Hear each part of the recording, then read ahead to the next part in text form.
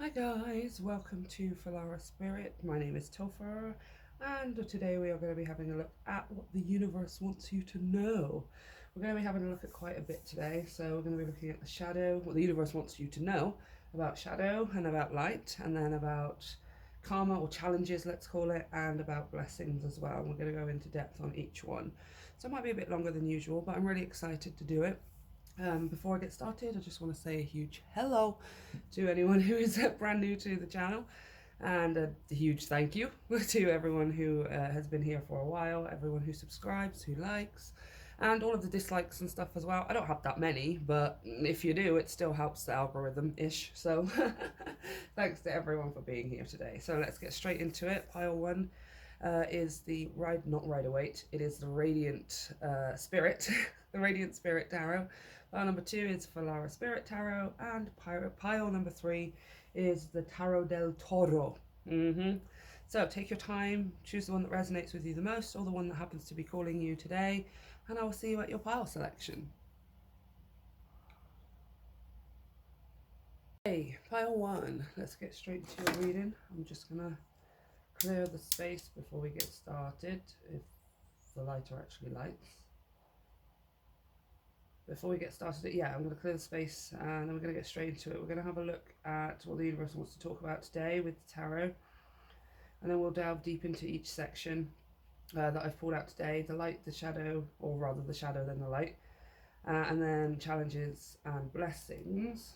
So I wanted to go a bit deeper. I know I always do challenges and blessings, but I wanted to go a bit deeper into them today to have a look at them on with a wider lens. That's what I want to say.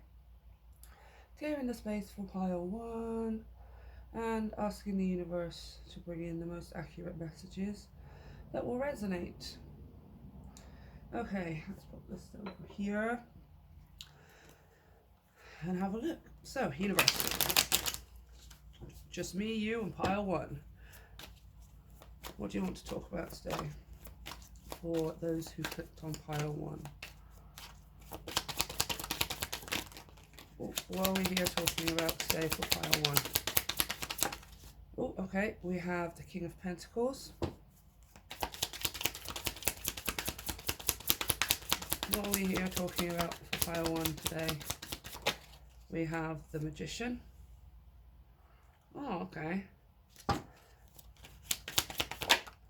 We have the Devil.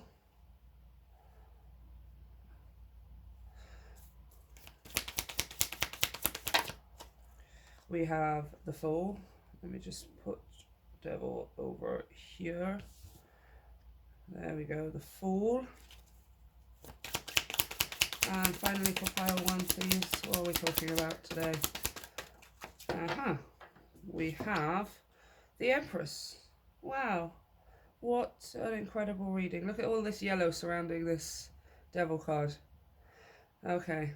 The first thing that I'm hearing here is there's something here that you are overcoming right now, that you are working through, because all of this devil is got a very dark, well, it's a black energy, like this black background he's got around him, and all of these other cards that are surrounding him are full of light, right? Which is brilliant, because that's exactly what I wanted this reading to be about. The shadow and the light, the good and the bad, or rather the positive and the negative, right? We only humans perceive good and bad. There's something here that you're working through, definitely. I am also getting this message as well. We'll go into that in a second, but I am also getting this message here about something to do with work or business, to do with career and things like that, because the Devil represents Capricorn, and as far as I'm concerned, Capricorn is the CEO of the zodiac. He's the one that wears the suit. He's the one that owns a business, that runs his corporation, right? Coupled here with this King of Pentacles as well, whether you're male or female, this represents business success, abundance, you know, at the top of your game, whatever field your career is, or your desired chosen career. This is you being at the top of your game, right? Over here with the Empress as well, talks about also abundance, creative and literal fertility, right? Being on fertile ground, ready, not even ready, your seeds already growing around you, right? I'm seeing you putting a lot of work into something here, a lot of effort into something, whether it's business or whether it's just working through this devil kind of energy. Um, I am seeing with the magician and the devil side by side again. I don't want to sugarcoat the message or anything, but when these two cards come out side by side like this, they're not always, but they can talk about things like manipulation. You know, it's someone trying to manipulate other people or another person in order to get their desired outcome. I'm not seeing that. Again, it's surrounded by too much of this yellow light kind of positive energy, right? But I will say there is this underlying thing here. Maybe that's what this devil is talking about. Here with the Fool as well, if the Fool and the Devil kind of come out together, sometimes that can represent things like rose-tinted glasses, or a refusal to see the shadow or accept it, or what's the word? It's not ignoring it, it's like discounting it, or what do I want to say? What's that word? I cannot think of the word right now, but it's where, you know, it's that energy where it's, I'm not necessarily going to pay attention to the shadow because I just want things to be happy, right? So we kind of discount it, we kind of ignore it, we shove it down to the bottom. That's why things end up turning into this devil kind of energy. Now I've pulled 5 cards for you, or 4 out of 5 of them are major arcana and 1 is a court card. So there's a lot of big energy, and this court card is a king, which is the mostest, right? You get page, you get knight, you get queen, and then you get king. So this is big, big energy around you. There's a lot going on for you. The universe seems ready to bring something in, or to start to sort of meet you halfway, I'm hearing, because it does seem like you've been putting a lot of work into something here. Yeah, so starting over here with the King of Pentacles and the Magician. This King of Pentacles and the Magician, again, there's something here that you're taking practical action towards. It's not something you're just thinking about. It's not something that you are ruminating in your head, like just imagining yourself doing it. Or this is something that you're actually doing, right? Or for some of you, this is what you're wanting to manifest, is there's action being taken here. It's very practical, grounded action with this King of Pentacles, regardless of your gender. He is represented by Taurus, or represents Taurus, and he is very, very abundant here. He's got all of the money he needs. He's got luxury items. He's got this robe he's wearing, which is luxurious. He's got this crown on his head. In the background, you can see his castle, right, that he's essentially bought with his own money off the back of his hard work here. And the Magician, yeah, there's some kind of wanting to manifest your perfect career, wanting to manifest a business plan, or getting your business off the ground, manifesting more clients, just success when it comes to your financial and business endeavors, right? If maybe you're an entrepreneur, or you have a side hustle that you want to turn into a main source of income for yourself, or that's what you've been trying to do here, right? Now all of these cards here, the Fool and the Empress especially, it tells me that you're definitely headed in the right direction, right? But this devil's kind of in the middle of it, right? And for some of you, I'm kind of hearing this devil is things like over criticism of yourself, procrastination for some of you. I am seeing action being taken here, but maybe you hit a certain point and then, for example, you create a project, or you take some steps towards your entrepreneurship, your business, or your ideas or something, and you only get so far with it, and you stop before actually sharing it with people, or before you actually can make something of it, right? I'm seeing here, sorry, I'm just messing around. This devil's kind of in the middle, right? You're here taking action, manifesting, wanting that success. You're quite grounded here in the action that you're taking. It's not necessarily hasty, all over the place action. You are being quite practical, but then there's this block, right? But with the Fool and the Empress, I'm seeing this more as you going about things, not necessarily nonchalantly, but a little bit kind of, you know, with an easier mindset, being grounded, yes, because the Empress is also represents Taurus. She represents Libra as well.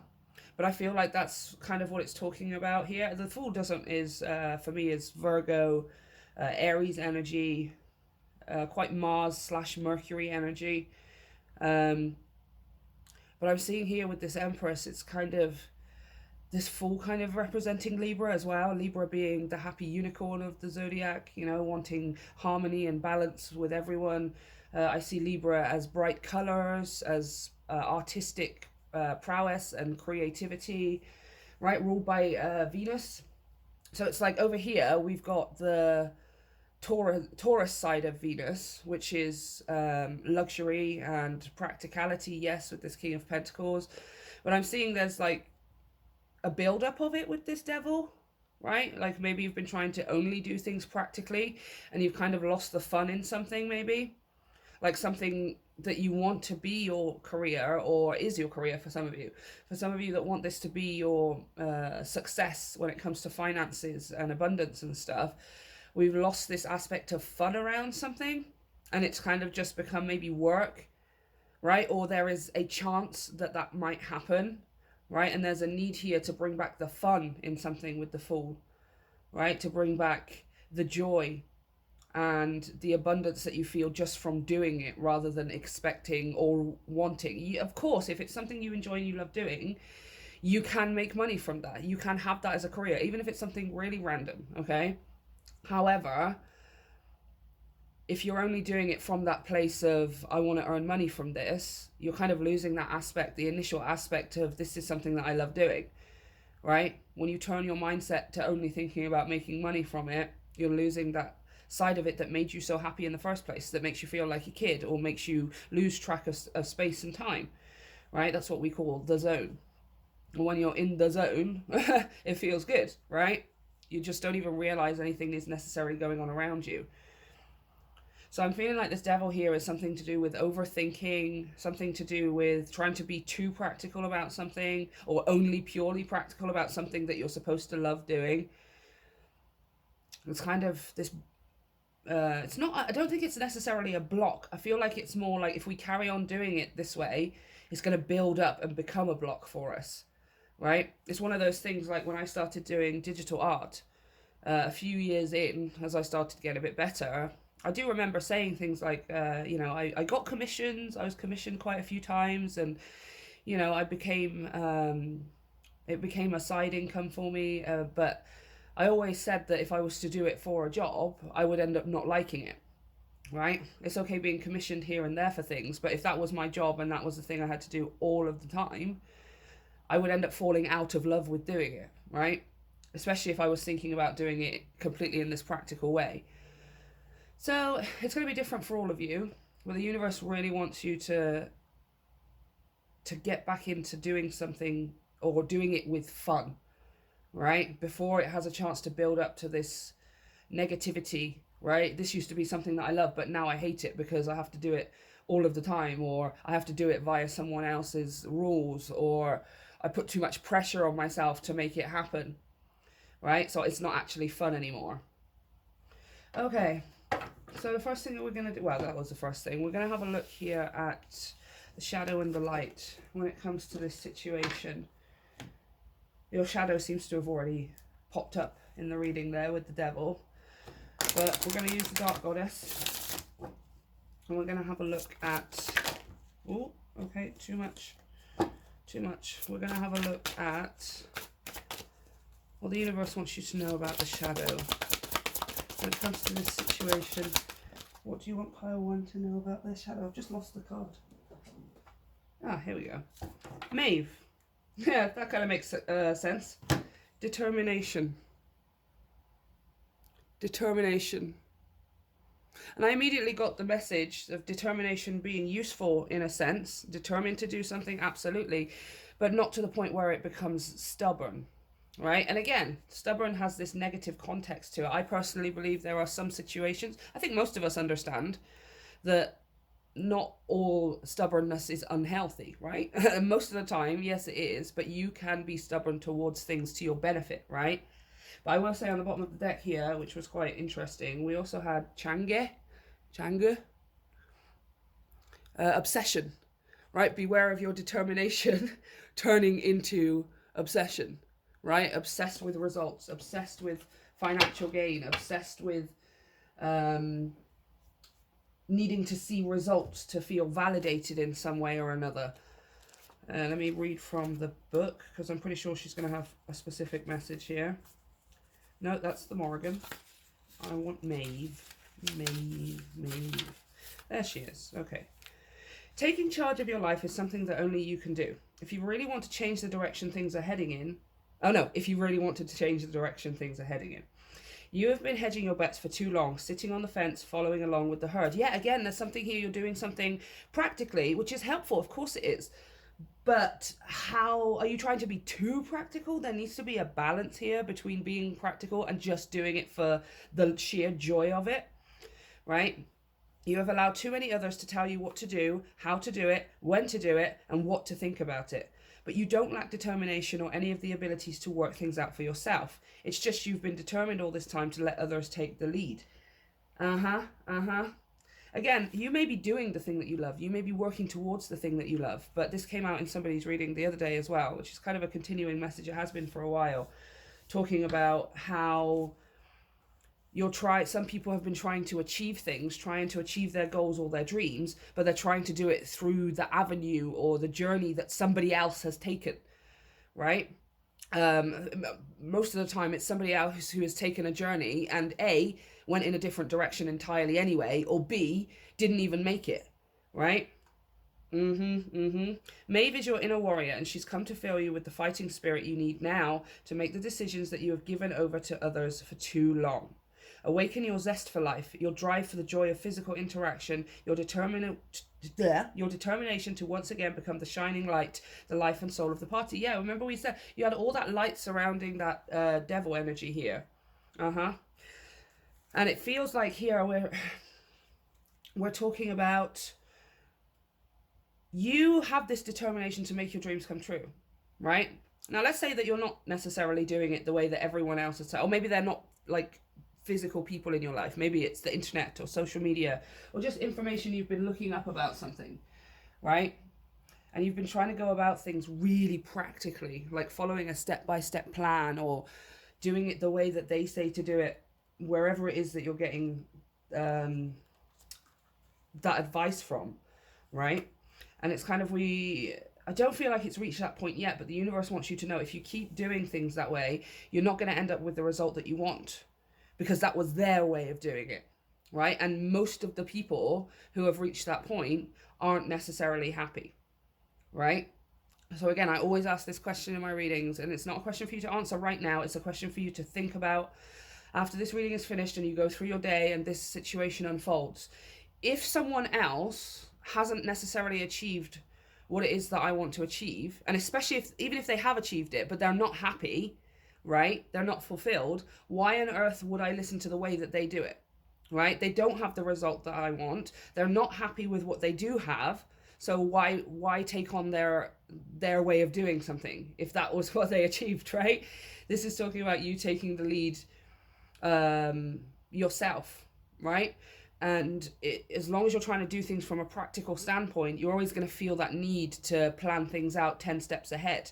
Whereas if you're doing something from a place of love and fun and joy and just this makes me happy and I do it for no other reason than that, the step by step it's revealed to you, right? You don't need the whole 10-step plan. It's revealed to you. You make the next step and then you stay there, you enjoy that, you're happy, you're grateful, you're eager, you're excited, and the next step is revealed to you, right? You can keep that determination, absolutely, but don't let it turn into obsession, right? Where it's, I've got to get it done, I've got to have this, I've got to make sure that I get these results, I've got to make sure I do it X, Y, and Z way so that I achieve it, right? So we're going to read the foresight here as well, because they're very, very specific messages. Not all of them are going to resonate with you, but if they do, hooray. Take what resonates and leave the rest, right? So, your foresight. A life-changing offer is imminent. You will be forced to choose between two people. Interesting. But maybe between two jobs for some of you. A job that brings in money, King of Pentacles. A job that maybe once upon a time you wanted, right? But then we went here to the Fool and the Empress, and that looks like a job that you love, right? So we're going here from a career that is, yes, it's stable. Yes, it brings in money. Yes, it brings in resources. But are you actually happy, right? And then on the other side of this, as we get past that devil energy, the Fool and the Empress was talking about doing something that you love. And by the way, the Empress is far more abundant than the King of Pentacles, right? The King of Pentacles is abundant enough to have a castle, to have luxury items, right?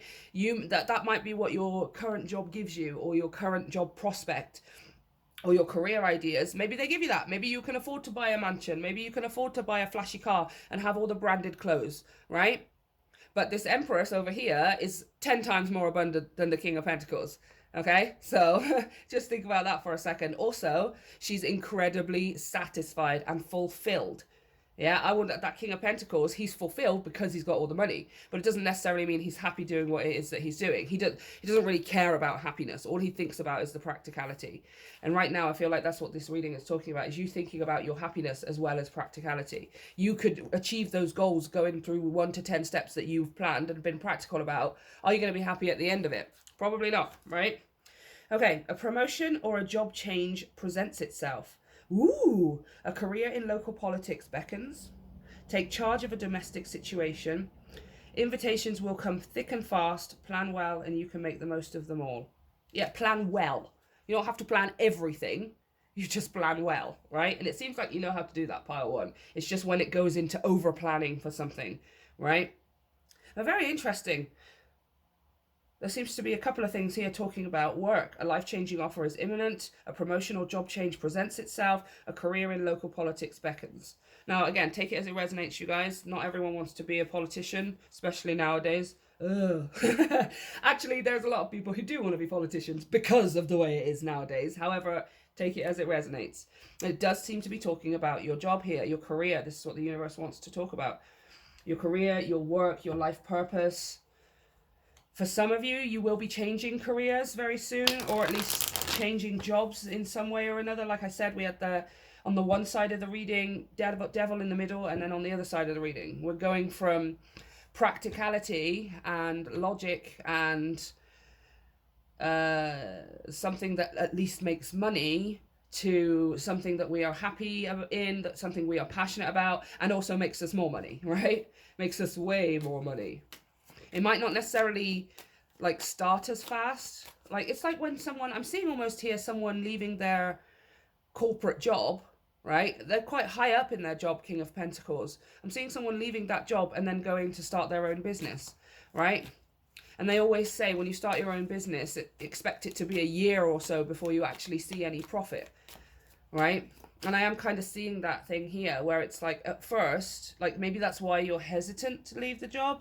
Maybe that's why you're hesitant right now, especially with this determination. Like you have people around you or your own head convincing you not to leave that job. Why would you leave that job? You have this much money. You have this kind of lifestyle. You've been promoted, or you've worked your way up the corporate ladder in some way or another, right? And you're just kind of in this position like, well, yeah, that is true. I guess I shouldn't leave it. Even though something else is going to make me happier, even though something else is going to make me feel more fulfilled, more like I'm living my dream life and I'm fulfilling my life purpose.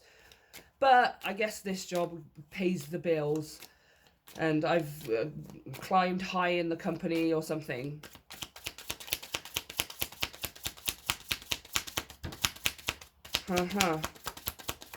Okay. We have the Nine of Pentacles. And we have the Tower. Nice. Again, look at this, like some kind of breaking of the foundation here. Something happening quite suddenly. Maybe you're being offered a new job for some of you. Again, this is the Nine of Pentacles. Nine of Pentacles represents financial independence, all the resources that you need, whether that's money, time, physical property, or something like that. Even things like office space and you know, an internet connection. Like this represents all of the things that you need, right, to get going, to be comfortable, you have like a good starting position here with the Nine of Pentacles. But the Nine of Pentacles also represents the card of entrepreneurship, right? Someone owning their own business, standing on their own 2 feet, being their own boss, right? So again, there's this opportunity here for you that's about to come around the corner. This is what the Dark Goddess card was talking about as well. A new job, maybe a promotion up higher in the company that you're in, which allows you to Maybe it allows you to start doing things that you like. You know how somebody who works in a theatre, they want to be on stage, right? But they've started a position here as a stage hand, as a lighting technician, as a sound technician, or something like that, right? They work in a recording studio and they just come in to clean the equipment or something, but their dream is to be in the recording studio, being the one singing or playing their music, right? And this is talking about that opportunity coming towards you, whatever that means for you, to leave your corporate job and create your own business, to climb higher in the chain. For some of you, you may be climbing higher in your current business, but it's a blessing. You get more money for doing the job, but you don't have to work as many hours or something like that. Okay. Here we have the 5 of Cups.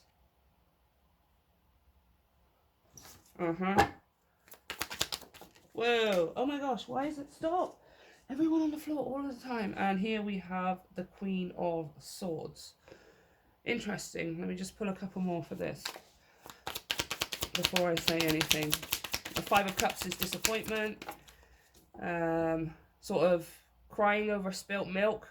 That makes it sound like you're crying for no reason or you're upset for no reason. That's not what I'm saying at all. It's just it's the phrase that we use, right? It's crying over something that is been spilt or been lost or something like that, and then you're kind of missing the other opportunities that are around you, like with this 2 of Cups, right? You're losing something that is not for you in order to gain something that is in perfect alignment with you, right? Yeah, look, see? I'm feeling like this is a person, you guys, with this Queen of Swords. Maybe it's a boss figure, a teacher. It could be a friend or a family member. I'm seeing someone here being disappointed and let down. Not even let down. It makes it seem like you have something that you're responsible for, right? I think this new job is taking you somewhere. It's happening quite suddenly. So you might need to maybe move. I had the World card on the bottom of the deck a minute ago with these 2. So some of you, maybe your work is taking you to other places quite literally, like physically, location-wise. Maybe you get to travel for work, as we said, with this freedom here, with this 9 of Pentacles, the freedom to go where you want, to have your own time. Maybe the job itself requires you to travel quite a lot. And I'm seeing someone here being like, oh, I don't want pile 1 to go, right? I don't want pile 1 to go, or I don't want pile 1 to... Yeah, look, see? As I just stopped shuffling on the bottom of the deck, the World. So here on this card, we have these 2 characters in the 5 of Pentacles, right? Now, I always find it quite interesting, because they're stood outside some kind of church here with this stained glass window, or some kind of sacred building, maybe, some kind of sacred place. And they're both freezing cold.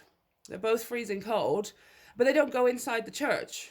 However, in this instance, what I'm seeing is that this is you here, and you're just about to start hurrying off, right? There's someone here behind you, doesn't necessarily, this guy, I think he's a leper, like leprosy or something like that, or he's got something going on, right? And it's like, almost like someone here feels a little bit abandoned by you.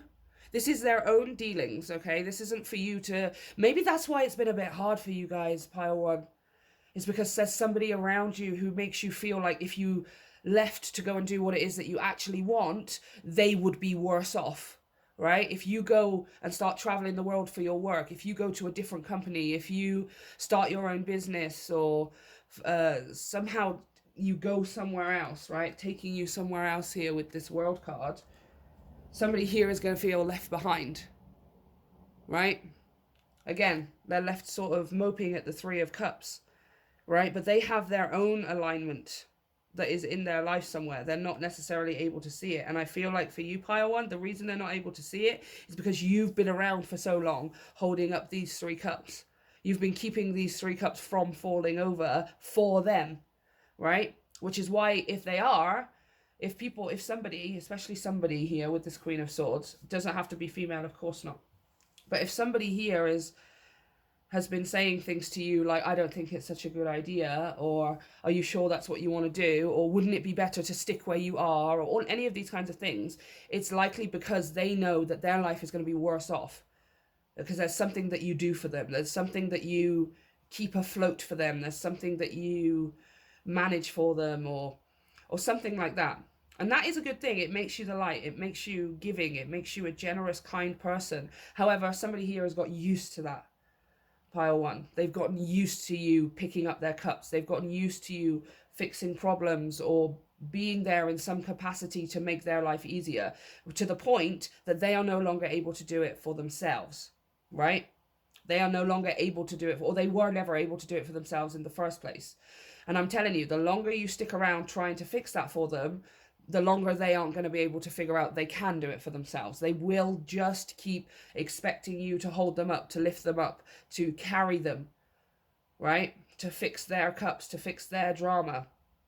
So I'm kind of seeing here, this isn't you being upset necessarily. You've got all of this amazing stuff going on. There's someone here around you, which is exactly what Maeve was talking about, people who say you shouldn't be doing something, or you are doing it, you should do it differently, or let me just grab the book, hold on. You have allowed too many others to tell you what to do, how to do it, when to do it, and what to think about it. Yeah.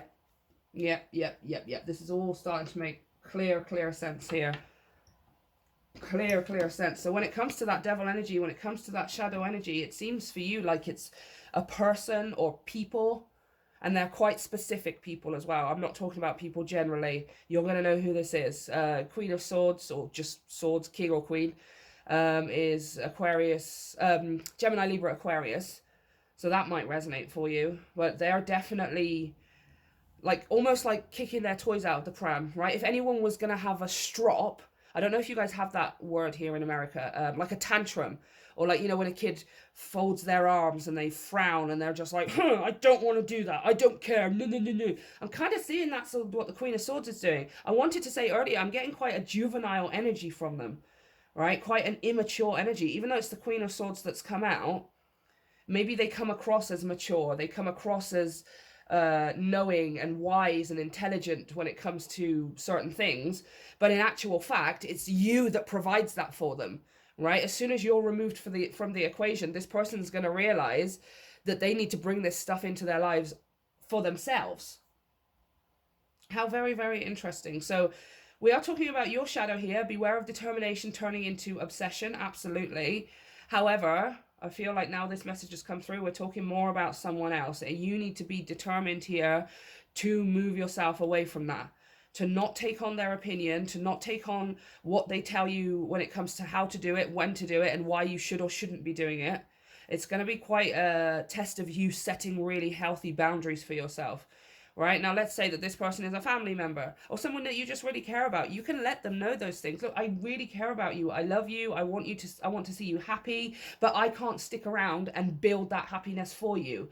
When and how am I supposed to build my own happiness? And my happiness cannot be the source of your fulfillment as well. You must find your own, right? But you'll go in somewhere here and it's a little bit, what's the word, of a negative perception from whoever this person is here. It's not coming from you at all. Yours is just being careful that you don't turn practicality into obligation and expectation, especially if you've been carrying around this expectation of this person. The Queen of Swords is a highly critical person as well, right? They have harsh words. They will just say things straight to your face, even if they're negative. They don't realize or even think about or comprehend the fact that what they say to you can have a negative impact on your journey, right? Because they're kind of, I'm not really seeing somebody who's selfish. Narcissist is just thrown around willy-nilly nowadays, and that's not really, it's not necessarily coming out. You know if somebody is a narcissist or not, right? And by no means is everyone. But I am seeing someone here just sort of like a bit kicking their toys out of the pram, right? And if you've held the expectation and the obligation of this person for a long time, you might have the programming in your subconscious with that devil card to do it to yourself as well, right? Hearing this person's voice, you're not good enough, or it's not going to work, or stay where you are and stick and do this because it's already there and it's easier, right? You might find that voice popping up in your own head. Please remember, that is not your voice. That is this person's voice, okay? And the longer you listen to it, the longer you stick around, the longer you make their lives a lot easier, and they're not giving the same in return to you. Because making your life easier would be going, okay, pile one, oh my gosh, I support you, go and do your thing, I am so proud of you, I'm behind you all the way, right? But they're not doing that. So, yeah, you kind of got your answer there. Okay, we're going to have a look at the light now.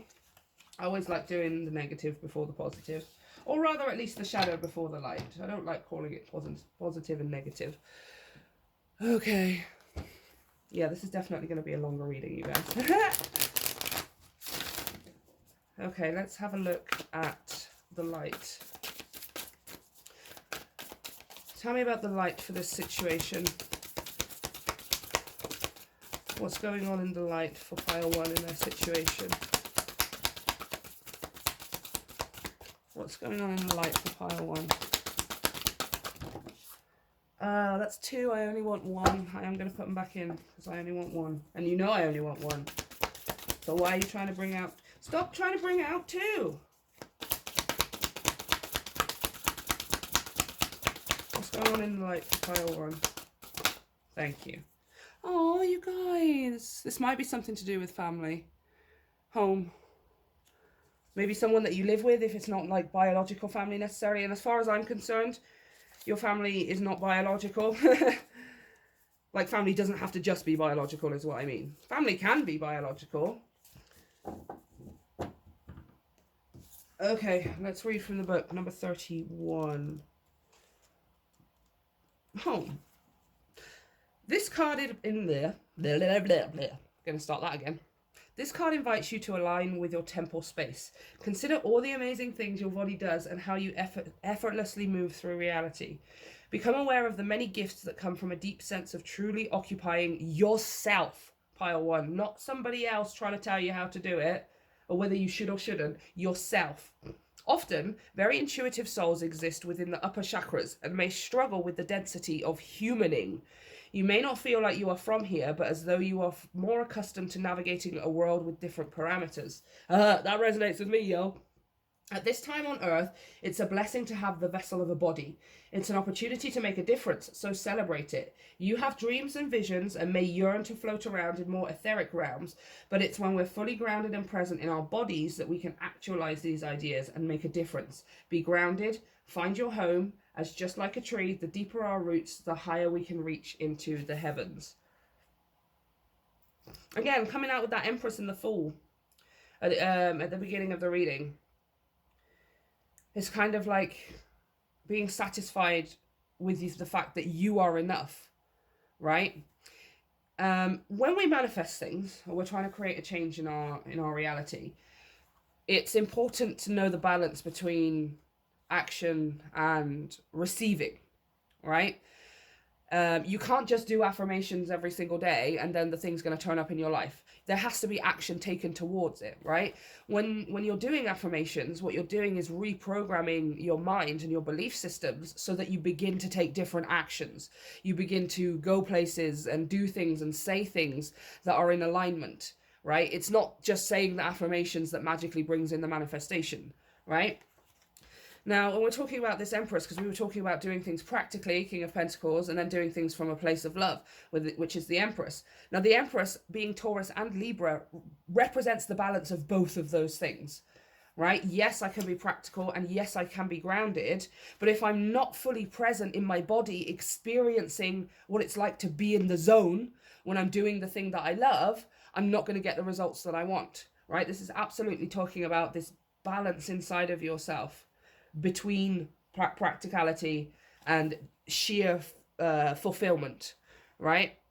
It's settling into a place of home within yourself, right? Especially for some of you, if this person is a family member, could even be like a parent, a grandparent, a sibling, an auntie, an uncle, somebody that maybe you were very close. Like I said, especially if you were solving their problems or picking up their cups or fixing their drama and things like that. That might be why it's so hard for you guys to let go. You seem to, with that Devil, you have a very deep karmic contract, soul contract with this person. And in this lifetime, you are breaking that. That's why it's going to be a little bit tougher, especially if it is family. It's a little bit easier if it's a boss, or maybe even a friend. Maybe not a best friend, but a friendship group or something. It's always going to be a little bit easier to do it with those than it is with family, especially if, you have a somewhat leveled relationship with your family. And there's a need to bring this into balance here, right? Like you have maybe somebody around you who says things like, the only way you're going to be able to achieve your dreams is if you work tirelessly and endlessly, right? But again, I'm seeing you looking at this person and going, well, you've worked tirelessly and endlessly towards things, and you're still not in a place that you want to be because I'm the one fixing all of the stuff for you all of the time, right? So that clearly doesn't work. I need to be able to work with something. I need to be able to work on something, yes, with determination and practicality, as people say, but I also need to be able to enjoy myself at the same time. And if I'm not doing that, then I'm not going to garner the results that I want, right? How can you achieve your goals and your dreams through a path of negativity, right? Through the path of not believing that your dreams can come true, of not believing that you have the power and the energy inside of you to make it happen, right? Let's say, for example, you want that perfect lifestyle, or you want that dream career, or you want to be CEO of your own company or something like that, right? But you have some people, or especially a person here with that Queen of Swords around you, like, that's going to be really, really hard, and you're going to have to do this and this and this to have that. And it's like they're trying to put you off. They're trying to put you off in some way or another. Oops, just threw the cards everywhere, sorry. Yeah, and you're like, no, I choose happiness. The Lovers and the Sun. I choose Lovers, happiness, the Sun. Right? Yes, it might be work, but I'm prepared to do that. Yes, it might take time, but I'm prepared to wait, to put in the time and the effort. But I must also be enjoying myself as well. I don't think anyone on this planet has achieved their goals and their big life dreams whilst being so entirely negative about it, right? You've got to be at home within yourself. And then for those of you where this is family as well, you've got to find that home within yourself, right? Because some of you may be sticking around for this fear that if you go off in a new direction, if you follow your own life purpose or your own journey here, that it's not necessarily you'll be disowned by the family, but you might be seen in a certain light, right? So it's putting you off actually going and doing it. I don't want my family to hate me. I don't want my family to be disappointed in me. I don't want I don't want them to think that I've abandoned them. No way. Look at what just came out. They literally just came out one on top of the other. Wow. Wow. Yeah, if you can find that sense of home within yourself, like anywhere that you go, you will be home. Anywhere that you go, you'll meet people, new people or people you've known for your whole life, and they will be family to you, right? And this is a message that personally resonates for me. I still love my family. I still talk to them. I'm here in America at the moment, and I look forward to going back to seeing them and all of this kind of stuff. But I had to realize that they were not the be all and end all of everything. My life was not meant to be revolving around my biological family. I'm supposed to go and create my own. And we also have, oh, look at that. Justice. And the star on the bottom of the deck. Yeah, this is a big old healing in the heart chakra as well. A big old healing in the heart chakra. Excuse my nose, guys. I'm just itching my eyes as well. The allergies are crazy right now. Okay, we also have the Knight of Wands. And one more.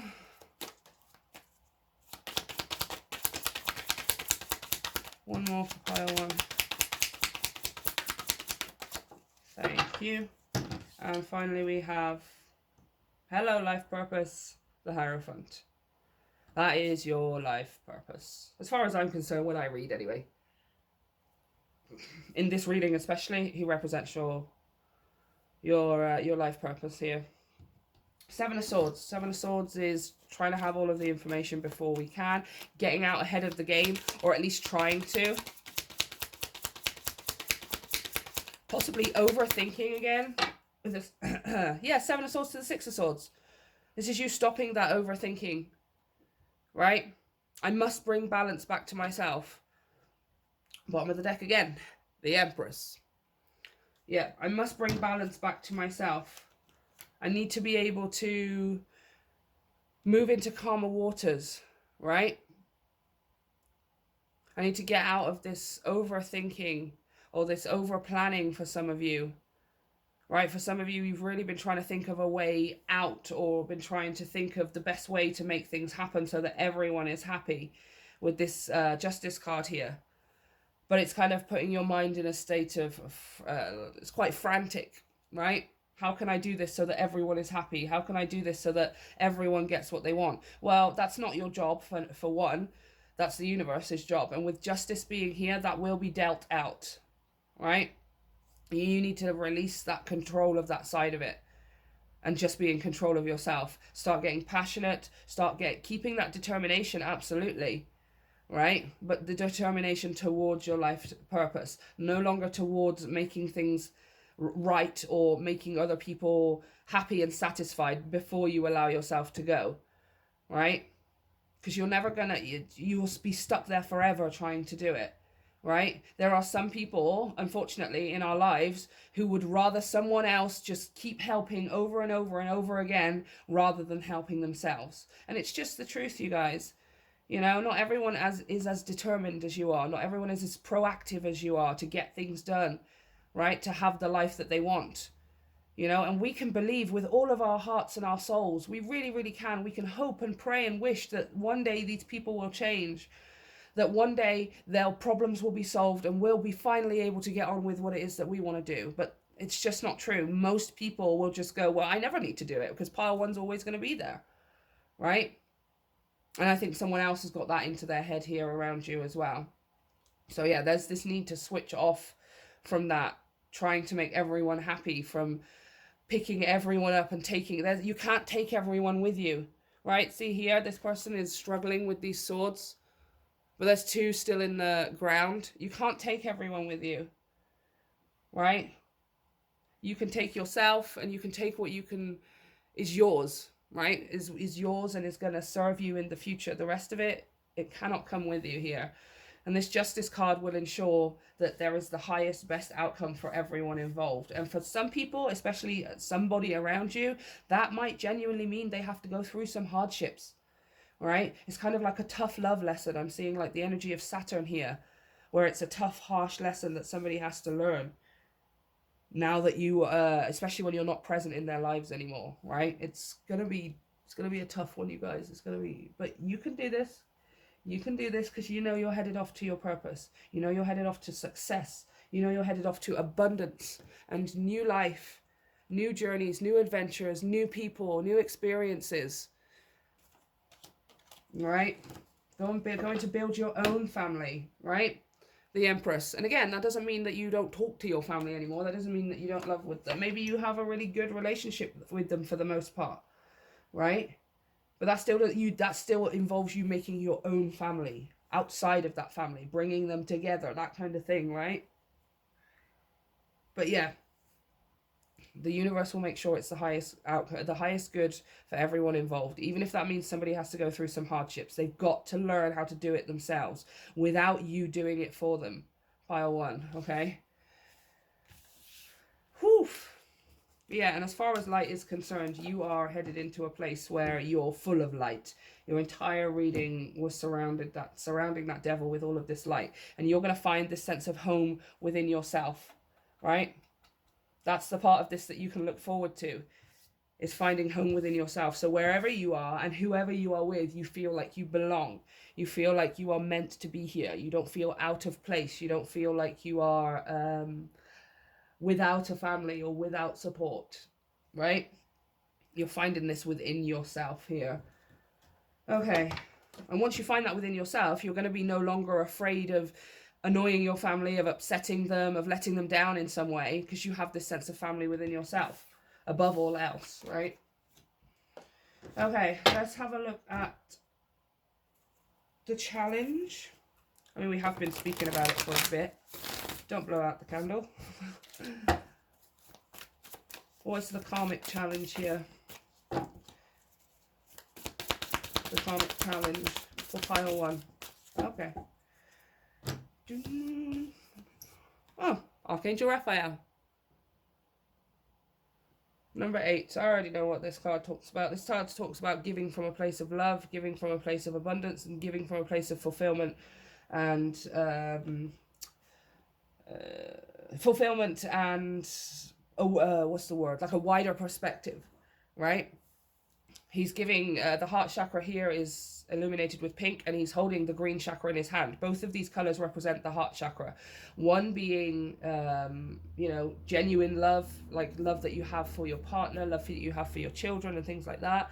And then you have the green, which is representative of just the meaning of love in general, right? Loving life, loving what it's like to, what it is to be alive, to be present, to be on this planet in this lifetime, right? And this is you doing this things from a place of love. Absolutely. Right? Especially when it comes to taking a job that you really want. Especially when it comes to moving or going somewhere with your career that's going to take you away from those people that have gotten used to you helping. Right? You're like, I'm not doing it because I'm angry. I'm not doing it to escape. I'm not doing it to be annoyed or it's spiteful towards anyone. I genuinely love this. Right? This is you explaining to people from a place of love that this is the decision that you're going to make. I'm going to do this. I'm going to move forward. I'm going to accept that offer. I'm going to take this opportunity, right? But from a place of love. From a place of love. For some of you, that's, again, this is talking about the challenge here. Is you being able to speak your truth from that place of love. I love you, but this is what I'm going to do, right? Just because I'm leaving or just because I'm taking my energy somewhere else and doing something else with my life, it doesn't mean that I don't love you anymore. It just means I've realized that I love myself more.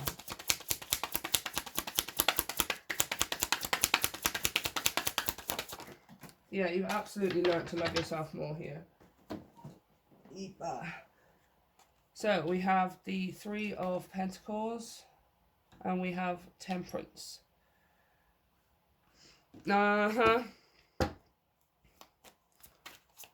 Yeah, you have help here from the angelic realm. It's kind of like the only message I'm really getting with those 2 cards right now. It's very, very loud in my head for some reason. 3 of Pentacles is collaboration and teamwork. And Temperance can represent spirit guides, angels, the universal energy itself. It's here like you're co-creating with spirit, with a spirit guide perhaps. Like they're behind you. Especially if this is a family member, like a passed on family member who isn't here anymore, is also encouraging you to go, go, go. Don't stick around. Don't keep trying to fix it. Don't try and make everyone happy. Go for it, pile 1. You seem to have some kind of ancestor or passed on loved one who is very, very encouraging. It's just, that's all I can hear right now from them is go, go, go. Do it, do it, do it. Right? Even if it was like, let's say, for example, this Queen of Swords or King or Queen of Swords is one of your parents, right? This is like the parent of them. So your grandparents, right? Maybe they're not passed on. Maybe they're still here in the physical world. But their higher selves with this Temperance card is saying, no, you need to move yourself along from your parents, your mother or your father or your guardians, whatever it is, right? They're like, go, pile 1. Don't wait around to fix it for them before you allow yourself to have your own fulfillment. We have the 9 of Pentacles again. Yeah. And we have the 2 of Wands. Yeah, it's like you have everything that you need.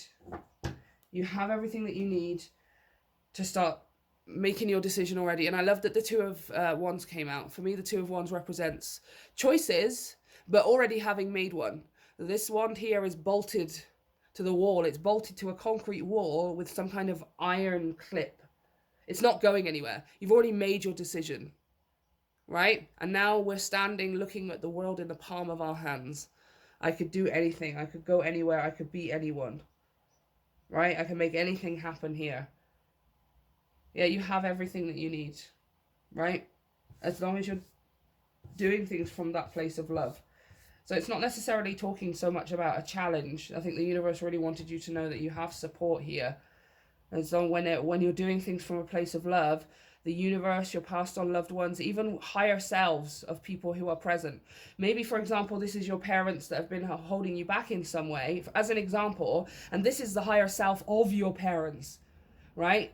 Because they're not able to hear their own self. They're ruled by their subconscious. They're ruled by the negativity, or they're ruled by the practicality of something. They can't even hear their own higher voice. But even their higher voice is like, no, go pile one, go do it. You have everything you need. You've gotten everything that you can from this situation. If you stick around, you're just going to end up losing rather than gaining. So go for it, right? And do it from a place of love. Do it from a place of unconditional love, right? Like just for everything all of the time and yourself. But also do it from that place of love for your family or your close friends or your circle, whoever this person is, these people are, right? From a place of love, you guys. Things are going to look a lot different. But yeah, that seems like the universe just wanted you to know that it's almost like everyone, even if they can't admit it with their own physical selves, their higher self is even telling you, go, pile one, go. Maybe they're saying that to your face, but also passed on loved ones as well. You know, grandpas and grandmas, ancestors that you've never met before, they're all cheering you. They're all, go, pile one, go.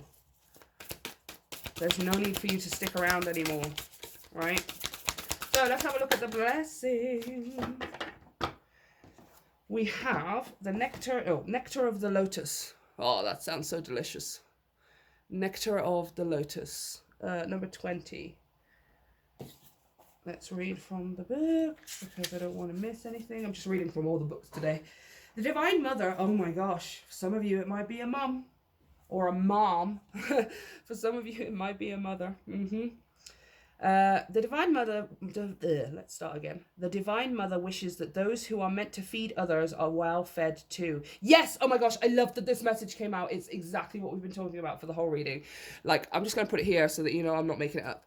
Your devotion to helping others has the effect of squeezing the cosmic heart chakra, no way, of the Divine Mother heart chakra, right? From her heart drips nectar, sweet, sustaining, life-affirming energy that feeds you and allows you to nourish many souls. Like a sacred chalice that overflows, when you are full, well, and vital, the feeding of others happens effortlessly. You are guided to be fed now, fed with the divine nectar from the heart of the mother. Look, oh my gosh, isn't that just what we've been talking about the whole time?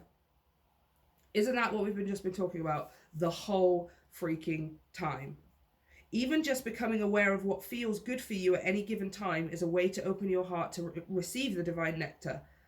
Taking a few moments to consider what you need strengthens your self-awareness and increases your ability to consciously meet your needs.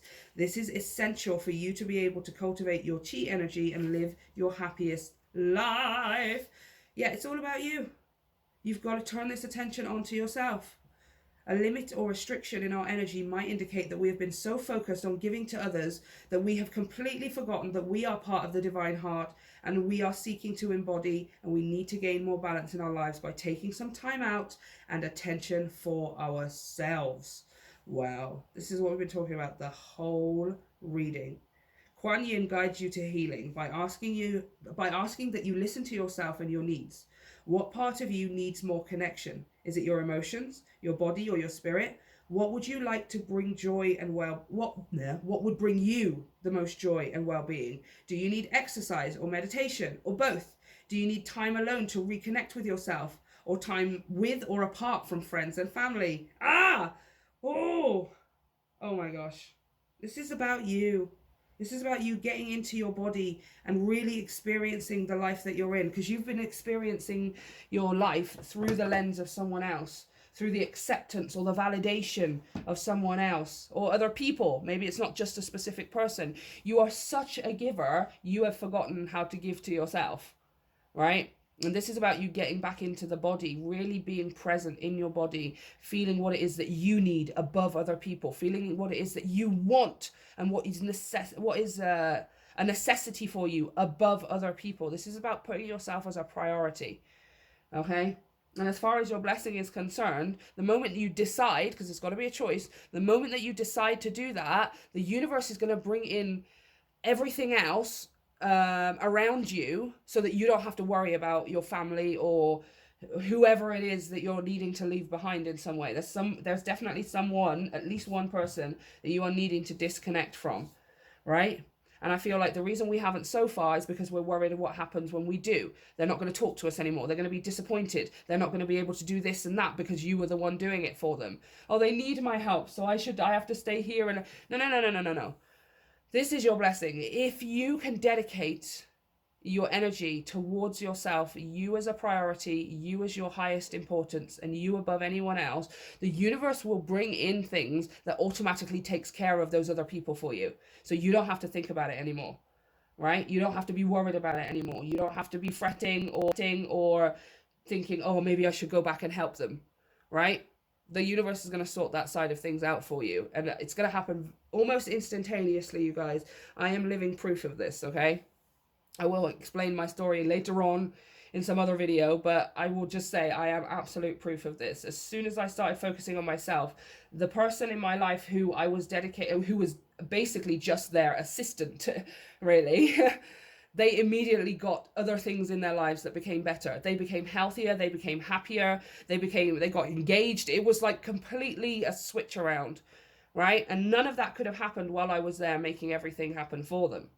So trust me, that is your blessing. The universe is going to take care of that other side of things, so you don't have to worry about it whatsoever, okay? We've got to get into our own body, get into our own needs, our own wants, our own desires, and put ourselves first.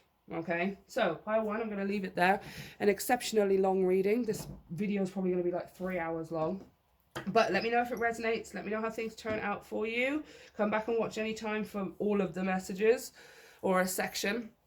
And don't forget, you can book a personal reading with me via the link down below, as well as energy donations, social media, and the brand new podcast, which will be returning very shortly, because Filara is not just tarot, and I would like to invite you into my world. Okay, I love you, pile 1. See you next time. Hey, pile 2. Let me just clear the space and we'll get straight into your reading. The first thing we're going to do is pull some tarot to have a look at what the universe wants to talk about. We're going to pull, and then we're going to pull shadow and light regarding that situation, and then we're going to pull challenges and blessings also regarding the same situation. I will say before we get started, guys, this is a bit of a longer reading than usual, or rather a much longer reading than usual. Pile 1's message was an hour long, so feel free to pause the video if you want to and come back at a later point. Grab a drink, snacks if you want them, whatever, get comfortable and get stuck in, because this is going to be a bit longer than usual. Yeah, I am just trying to light this Palo Santo because it's taking a while. Come on. There we go. There we go. Okay, we're going to clear the space for pile 2 and bring in the most accurate messages concerning their situation. I'm going to leave it open to the universe to decide what is the situation for pile 2. Bring in the most accurate, precise messages we possibly can, please, universe. Okay, let's get started. So, what is the situation for pile 1? What do you want to talk? Pile 1? Sorry, pile 2. Pile 2. Universe, what do you want to talk to pile 2 about today? What do I want to talk to pile 2 about today? Oh, we've got 2. We have the 4 of Skulls, the 4 of Cups, and we have the 6 of Clues, the 6 of Swords. The King of Clues, the King of Swords. Whoa, whoa, whoa, whoa, whoa. Oh, I'm not taking you. You're falling on the floor. What do you want to talk to pile 2 about today? In this reading? Oh, the sun. And one more, please. For pile 2. What do you want to talk about today? The 2 of Wands. The 2 of Staves. Okay, so let's dive straight in. So, the 4 of Cups, the 4 of Skulls, missed opportunities, disappointment in some way, sometimes can represent things like boredom, not being happy with the day-to-day monotony of things. Can also represent a missed opportunity here. And we've got the 6 of Clues, the 6 of Swords, moving into calmer waters, calming the mind, things being a little bit of an easier journey for you rather than, you know, bumpy, full of potholes kind of thing. It's kind of, because I'm seeing here with this 2 of Wands, there's been a choice been made by you to move towards happiness, right? Rather than focusing on what isn't working, to focus on what is working, right? Instead of having a lack of energy or being deprived of your fulfillment or joy, satisfaction in some way, actively choosing to look for that fulfillment, to embody that fulfillment and joy for yourself, rather than maybe expecting it from some external source that seems to have not pulled through in the way you wanted it to. So maybe it's someone, maybe it's situations, maybe it's just past in general here with this 4 of Cups. I'm seeing you sort of, instead of expecting things to go wrong, working on reprogramming that mindset so that you are excited for things to go right, right? This King of Clues, the King of Swords sat right in the middle. This, again, tendency to maybe overthink.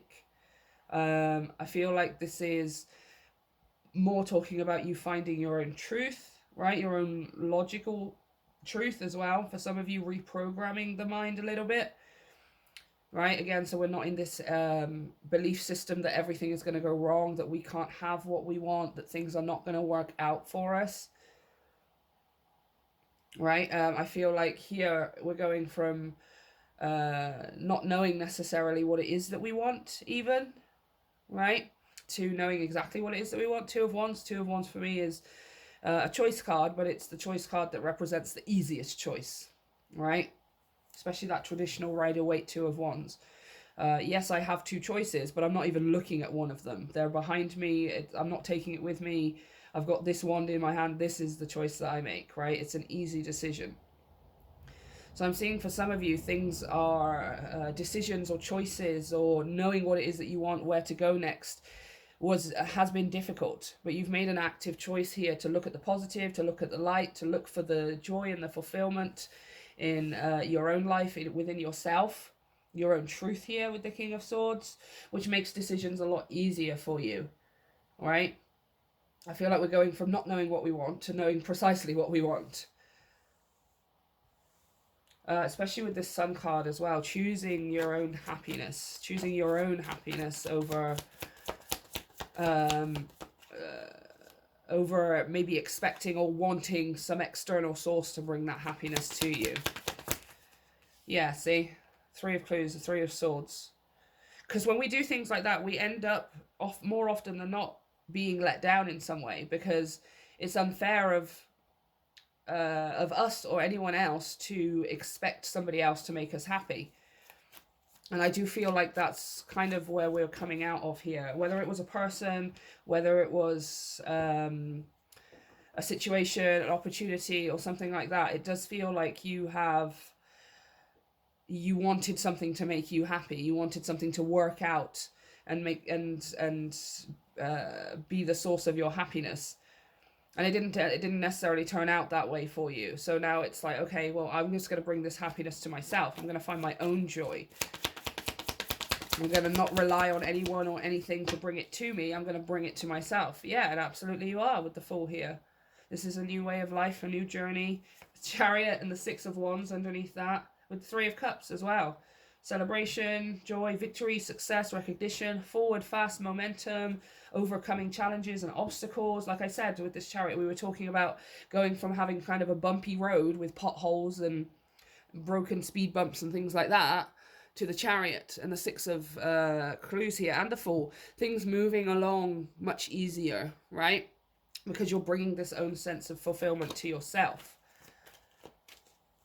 I feel like this is something that you're already doing. You're already actively involved in making this real for yourself. I wanted another one, and we have the Three of Wands. Yeah, for your future. For the sake of your future, you can finally look out with a calmer mind. You can finally look towards the horizon, excited, expectant, eager, right? Especially with this Fool card. The Fool also can represent things like he has quite a childish nature about him. Now, yeah, there are positive and negative aspects to that, but the positive here for you is you being able to enjoy your life to the fullest, enjoy your existence, enjoy your decisions and your choices and your path to the fullest ability, right? Because while ever we're waiting for something or someone else to bring that to us, we're going to be always waiting, right? Or it's going to last a short or a specific amount of time before we reach the point where we need something else to make us happy, right? And if we just make ourselves happy from that first instant, everything else is just icing on the cake. It's just a cherry on top of the sundae or whatever, right? This is you being able to move forward confidently into looking towards your future. And I feel like this is you being excited about it. In the past, I don't think you were excited about your future, right? I don't think you were necessarily looking forward to what the future had to bring. You weren't looking forward to what it had to offer because of where you were at that specific time, whether it was something to do with your past, whether it was missed opportunities or some kind of emotional connection. Maybe you got hurt by a specific person or just by the outcome of something here, right? And you've made this really clear decision to go, okay, I'm going to stop expecting other things and other people to validate me and make me feel good about myself. I'm just going to do this for myself, right? And then Knight of Clues, the Fool, everything starts picking up. Things start moving faster because we're doing it that way around, right? The energy picks up pace. The Knight of Clues is the Knight of Swords, the fastest moving in the deck, coupled with that Chariot as well. Also, the other fastest moving in the deck. And this is you getting excited. This is you getting that feeling of anticipation. Like, I'm really looking forward to my future now. I'm looking forward to what comes next. I'm looking forward to taking the next steps. I wonder what it's going to look like. I just can't wait to see how it turns out. We've completely changed our perspective here, which is fantastic, you guys, right? If you haven't done this already, you're just about to. You may be already through the process. Some of you are already through on the other side, where you're already excited, you're already expectant and eager to see what comes next, right? You're kind of going with the flow with this Fool card, allowing yourself to have an adventure, right? There's a difference between having a planned journey and having an adventure. An adventure cannot occur on a planned journey, because you know everything that is coming. You know exactly the time and the place that you're going to be and what's going to be unfolding, right? Whereas the Fool is more of a, I wonder what's this way, and I'm curious to see what happens this way, and I don't know how things are going to unfold. I'm just really excited to express and to interact with everything that does come along in my path, right? And which then leads us to the point where we're looking forward to the future. You're looking forward to it instead of stressing about it or worrying or expecting something to let you down or hurt you in some way. Now we can look forward to it, right? We can wake up in the morning excited to see what unfolds for the day, for the week, the month, and this year, so on and so forth. And it's quite a quick turnaround for you as well, especially if you haven't done this or you're in the process of doing it. I want you to know it's a very quick turnaround for you. A lot of things start changing for you quite quickly. As soon as we get into this energy of, I am the one who makes myself happy, right? Above all else, I am supposed to make myself happy. Interesting. So let's have a look here at the shadow. First of all, with the Dark Goddess. Tell me about the shadow. What's in the shadow for this situation for pile 2? What's in the shadow for this situation? Okay. We have Lilith, equality. Oh, interesting. What's she got? Oh, it's a snake. Equality. Kind of getting intuitive messages with that snake as well. Not necessarily like a snake around you. I hate how snakes always have this bad rep. Kind of like the same with foxes and stuff.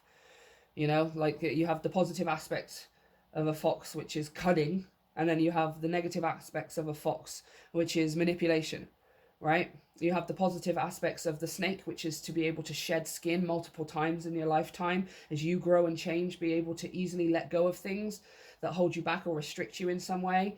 And then there's the negative aspects of the snake, which is you know, gossiping and people talking behind your back, trying to persuade you, kind of almost like manipulation with the fox as well, right? The snake being the one that convinces Eve to eat an apple from the tree of life, right? And it's kind of becomes this negative context that we have. Okay, Lilith. Okay. Your ego self has enjoyed looking down. Oh, they're really harsh messages, by the way. Okay.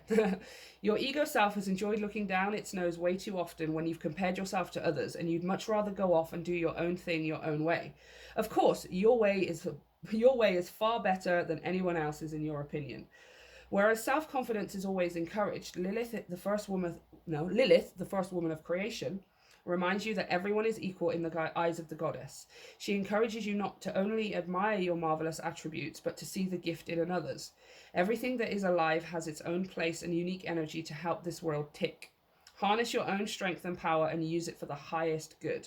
Lilith embraces the fact that you are not subservient to others. However, she will assist you in bringing your perception into balance so that you can defend your identity whilst embracing the equality of all. Yeah.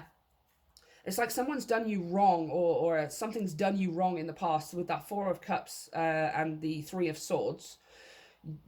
Whether it's a specific person, or maybe it's more than one, or it's a situation or something.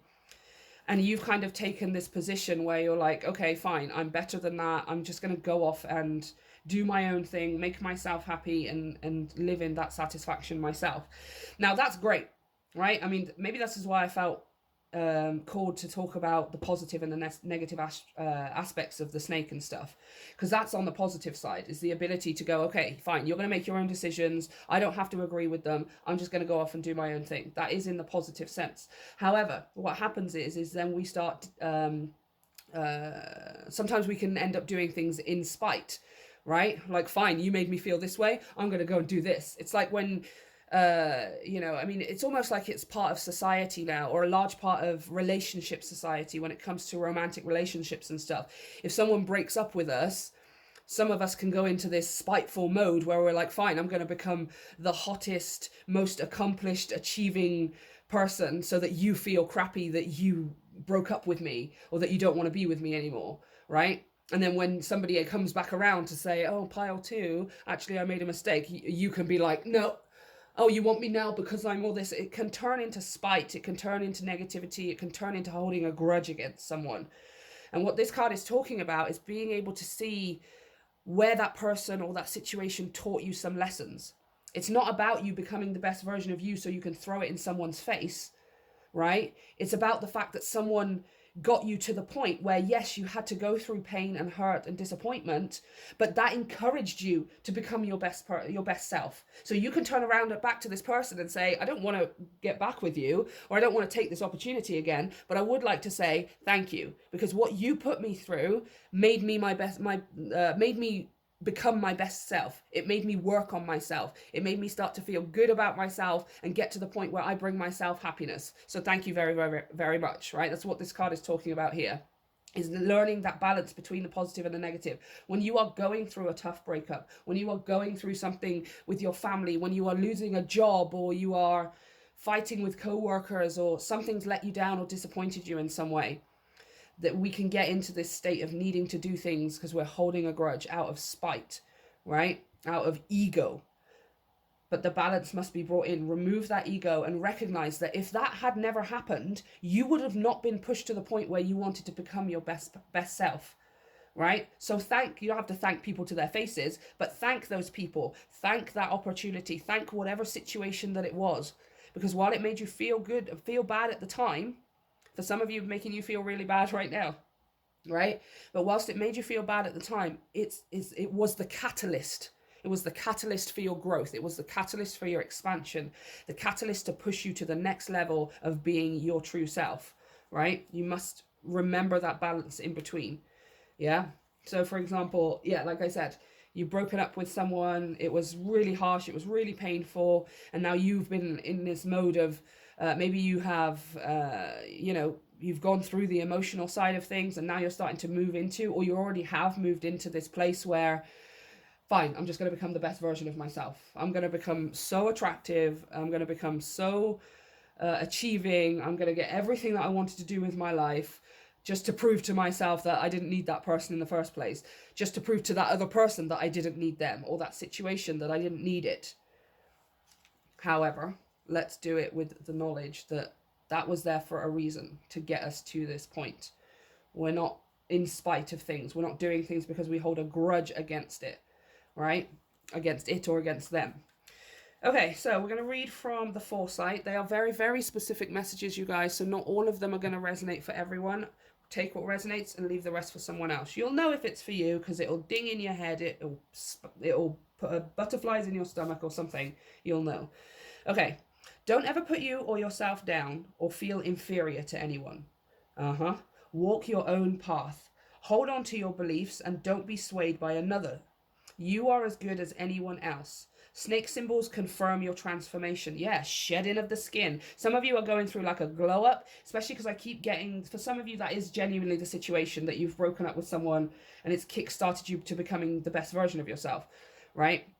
In which case it's like, again, this like a body kind of thing. For some of you, it's a glow up with your body. You're looking better, you're feeling healthier, you're exercising, you're eating better, and all of this kind of stuff, right? Stand your ground for equal pay and treatment. Oh, cool. And respect is key. Absolutely. Respecting yourself and respecting another person, right? You made the decisions that you were going to make, but that kick-started me to becoming the best version of myself, right? I love this one. Hold on to your beliefs and don't be swayed by another. Don't ever put yourself down or feel inferior to anyone. You are as good as anyone else. Ooh. Love. For some of you, maybe it's other people around you. Maybe it's someone else's ego, and they've been trying to prove something to you. They've been trying to get your attention in some way or another, right? Or have been looking down their nose at you in some way. Maybe it's something that you're just used to in life. People looking down on you in some way or another. But again, this is not you doing things from a place of spite, right? You're going to look down your nose at me? Fine, I'm going to become a millionaire and royalty or something, and then I'm going to rub it in your face. Well, you're not doing that, right? And the shadow is saying beware of that as well. Beware of the want and the need to become or create something for yourself just so you can rub it in someone else's face. Because technically, aren't you just doing it for them, right? Let's clarify here. Clarify this message of equality. Four of Swords. Yeah, there's definitely been like a break in something here. Whether it's a breakup or not, there's been something that has... I feel like it's left you quite exhausted with this Four of Swords. Oh, this is too many. Hey! Ace of Wands. Yeah, and then your energy's coming back. Like I said, something happened here. It let you down. Someone hurt you. You broke up with someone. Some job didn't turn out the way that you want. Take it as it resonates. And it left you kind of a little bit depleted here with the Four of Swords, the Four of Clues. See how they're sleeping? Like they've been doing all of this work around them with all of these files, and now they've just passed out on the desk because they're just so tired, right? But boom, the Ace of Staves is the Ace of Wands. That's your energy returning to you. Inspiration, motivation, creativity, right? The drive, the determination, the passion to put your life back on track, to put yourself back in the driver's seat, to stop allowing someone else's actions, thoughts, beliefs, opinions to weigh on you so heavily. The Knight of Cups, the Knight of Skulls, that's an offer. And the Ace of Pentacles. Oh my gosh. Oh my gosh. I love this so much for you. Bottom of the deck is the Nine of Cups and the Ace of Cups. So you've pulled the Ace of Wands, the Ace of Pentacles, and the Ace of Cups. Everything for you is new. Everything for you is new. Pile 2, okay? The moment that we realize other people are not meant to be the source of our ultimate happiness or our ultimate validation is the moment that we get to gain control back of our lives, right? This Knight of Cups here, some kind of offer coming in. It could be someone offering their cup. Again, I've just shuffled like thrice, and the Ace of Cups is still on the bottom of the deck. Clarify this Knight of Cups, please. Queen of Wands. Yeah, that's your ultimate confidence, right? Whether you're male or female, as far as I'm concerned, the Queen of Wands is the most confident in the whole deck. I know who I am. I know how beautiful I am. I know how accomplished I am. I know how creative I am. I know how powerful I am, right? It's that Leo energy of ego. This is your ego working for you rather than working against you, right? Instead of your ego saying, let's become the best we can so we can rub it in someone's faces, it's your ego saying, let's become the best we can so that we can prove to ourselves that we don't need people to validate us. I am the only person who can truly tell myself how confident and worthy and passionate and creative and all of the amazing things that I am. Right? I feel like this is you offering yourself a cup of love, offering yourself an overflowing cup here, and it changes your reality with this Ace of Pentacles, right? Clarify this Ace of Pentacles, please, for pile 2. Okay. Okay. We have the Two of Wands. Awesome. I love everyone's pulling out the Two of Wands. Pile 1 had it a lot, and you've pulled it out twice now as well, which is a conscious decision. Like, I make this decision on purpose for a reason. It's thought out. It's what I want. It's the decision I'm passionate about, and nobody is going to sway me from that. Just like Lilith was saying, following your own choices and not letting anyone sway you from the path, right? You're just headed off to new. Ace of Wands, Ace of Pentacles, and you pulled the you had that Ace of Cups on the bottom of the deck as well. It's all about you shedding the skin here, shedding the skin of the past, shedding the skin of what let you down, what hurt you, right? Not holding on to it. You may feel like you've let it go, but if you're doing things to spite someone or to spite something, to get back at it or rub it in their faces, you haven't let go of it, because it's still, you're doing something for them, right? And this is just you completely shedding all of that, completely shedding all of it. And going, okay, I'm going to start anew with myself as my main focus. Falling in love with myself first, above anyone else, right? To the point where it's not that I don't want a partner, or I don't want the jobs and the careers and the experiences that I want, but I don't need them, right? There's a difference between wanting something and needing something. I think in the past you needed somebody to say, I love you, you're attractive, you're successful. You needed somebody's validation here, or the validation of a situation or something to confirm to you that you were worthy. And now we're shedding all of that skin and we're restarting with a new cycle where we bring that to ourselves, regardless of what the external circumstances look like, right? I look in the mirror and I fall in love with myself. This is where your ego can work for you, right? And again, we use the term ego, and immediately it has a negative connotation. If someone has an ego, it's a bad thing. No, it's not. We're supposed to have an ego. We're supposed to have that part of us that loves ourselves above anyone else. Like, a great example is Simon Cowell. I know it's random, but he loves looking at himself. Every time he sees a picture of himself, he's just totally like, oh, who's that handsome man? I think the other day on Britain's Got Talent, they brought out a cardboard cutout of him and he kissed it, right? And I was like, that's a man with a healthy ego, right? He has other egotistical tendencies possibly that are unhealthy, but the way he views himself, the way he thinks about himself, he values himself higher above anyone else, right? Which is why he's so successful, or one of the reasons. Because he's got that ultimate, utter confidence in himself. He does not need the rest of the world. Do you remember when we all hated Simon Cowell? And he was still that successful? It was nothing to do with him conforming to the expectations of his audience and society.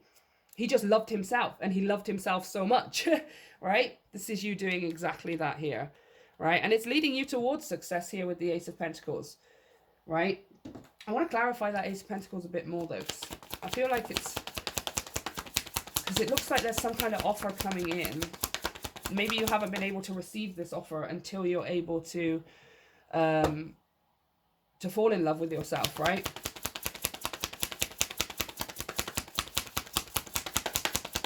Clarify this Ace of Pentacles, please. Oh my gosh, the Wheel of Fortune. Okay, it's not going to tell me specifically. It's really not going to tell me specifically. The Six of Swords, again, you've pulled it again. That's that moving into calmer waters here. And the Wheel of Fortune is a change, a big, massive change here. That's things happening for you easy breezy. Things, like we said at the beginning of a reading, things happening without so many potholes, without so many ups and downs, without, excuse me, so many knocks to your ego, so many knocks to your psyche, to your person, to you, right? Because like anybody can come, when you're in this energy here of I love myself above all other people, you know, when I think so highly of myself in a healthy, positive way, people could come to my face, right into my face, and say, I don't like you, or I think you're not pretty, or I think you're not good at that, and it has no effect on you, right? You just go, okay, well, that's your opinion. Equality. I appreciate your opinion, but that's not how I feel about myself, and nothing you do or say is ever going to change the way I feel about myself, right? Your shadow here is really asking you to bring it into balance. I'm not doing something out of spite. I'm not doing something to get back at someone. I'm doing something because I just want to be the best version of myself for me and for me alone. Nobody else. Okay? Cool, cool. Love it. It's so empowering. This reading is so empowering, you guys. Okay, let's have a look at the light. When it comes to this situation, the light aspects. Okay, what's going on in the light for this situation for pile 2? What's going on in their light aspects? Oh, okay. We have healing. Yay! Perfect. Perfect, perfect, you guys. Healing. A healing of the heart, a healing of the soul, a healing of the mind, and a healing of the body. I'm seeing all round healing for you. I'm literally seeing the entire snake skin being shed. It's not one part of your life, not one part of yourself that you're healing here, that you're becoming the best version of yourself in. You're not just becoming the best emotional version or the best mental. It's all across the board here.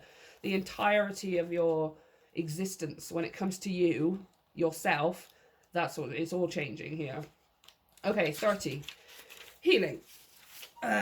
Extend the margins of your awareness. Revisit the situation in question from a broader perspective or a higher vibration with a focus on healing. Again, that's exactly what we were saying with this Dark Goddess, right? It's just repeating the message, to be honest with you. Especially if this is a person or people or something that have hurt you or let you down or in some way or another from the past. This is talking about you revisiting that situation. You don't have to talk to somebody. You don't have to revisit anybody or anything like that. But you can bring yourself closure by thanking that person, right? The reason that I'm at the point where I am wanting to become the best version of myself, the reason that I'm working on this healing is because that happened in the first place. That's being able to see from a higher perspective with a broader view, right? You're not just looking at the black and white of the situation. You hurt me, you're bad, I don't like you, end of story, right? We're going into the gray area, which everything should be, by the way, into that gray area where it's, okay, that did happen, you made choices and I made choices, but it led me to this point, and I would not be at this point if that hadn't happened in the first place. So do you know what? Thank you. This will help you decipher what is real, possible ways forward, and whether an issue is really a problem at all. Yeah, is it a problem or is it actually a blessing, right? Initially, when you get hurt, broken up with, or something horrible happens, yes, it feels like it's not happening for the good, right? It feels like it's a problem. But when you think about it in retrospect, and where you are now on your journey, was it actually a problem or was it a blessing in disguise, right? This card can also signify the universal push that inspires you to explore your healing abilities in whatever way that looks to you. Yeah, as far as I'm concerned, your life purpose is the thing that you are here to heal the planet with, right? That's how you heal the planet with your light, is by living your life purpose. And your life purpose could be something completely irrelevant to society, as far as society and tradition is concerned, right? So the most obvious things would be like a teacher, a doctor, a spiritual mentor, a psychologist or a psychiatrist, a therapist of some kind. Those are all things that obviously help bring light to the world, right? We're doing things that uplift people, that make them feel better, that heal them, all of that kind of stuff. But as far as I'm concerned, building Lego could be the way of healing people, right? Whether it's just people watching you on YouTube, right? They're able to escape part of their lives. It's inspiring. They feel good when they're watching that YouTube video, right? That's healing. It could be anything, you guys. It doesn't have to be the most obvious of things. And what this is leading you towards is the ability to be able to heal others as well by living your life purpose, right? By living as your highest version of yourself, the best possible vibrational version of yourself across all aspects of your being, is naturally has this healing effect on people around you. It's almost inescapable, right? Quite literally inescapable, actually. Like, you have this ripple effect on people around you. Now remember, when you are a huge light, excuse the train. Oh my gosh, trains are so noisy here in America. I had no idea that they were going to make this much noise. So if you can hear it, I'm sorry. I'm going to keep going. Remember, when you become the best version of yourself, when you start shining your light so brightly for other people to see, there's usually one of two reactions. Either people will see your light and be like a moth to a flame, right? Oh my gosh, must have, love it. They're inspiring me to find my own light. They make me feel good about myself. I love them so, so much, right? And then you get the other side of people, or the other side of the reactions, where you're shining the light so brightly that you're shining it on people's shadow. And you're highlighting things for them that they have been either ignoring, discounting, or haven't seen yet. And sometimes people don't like that. They don't like it when you shine so brightly that you shine a light on their shadow, because it makes them like, oh, it makes them realize that they have their own work to do. Some people are very happy and some people don't want to hear about it. So keep that in mind, okay? When it comes to healing work, not everyone is ready and not everyone wants to have the light shone on their shadow, right? On their dark bits. Let's clarify. We have the Knight of Wands.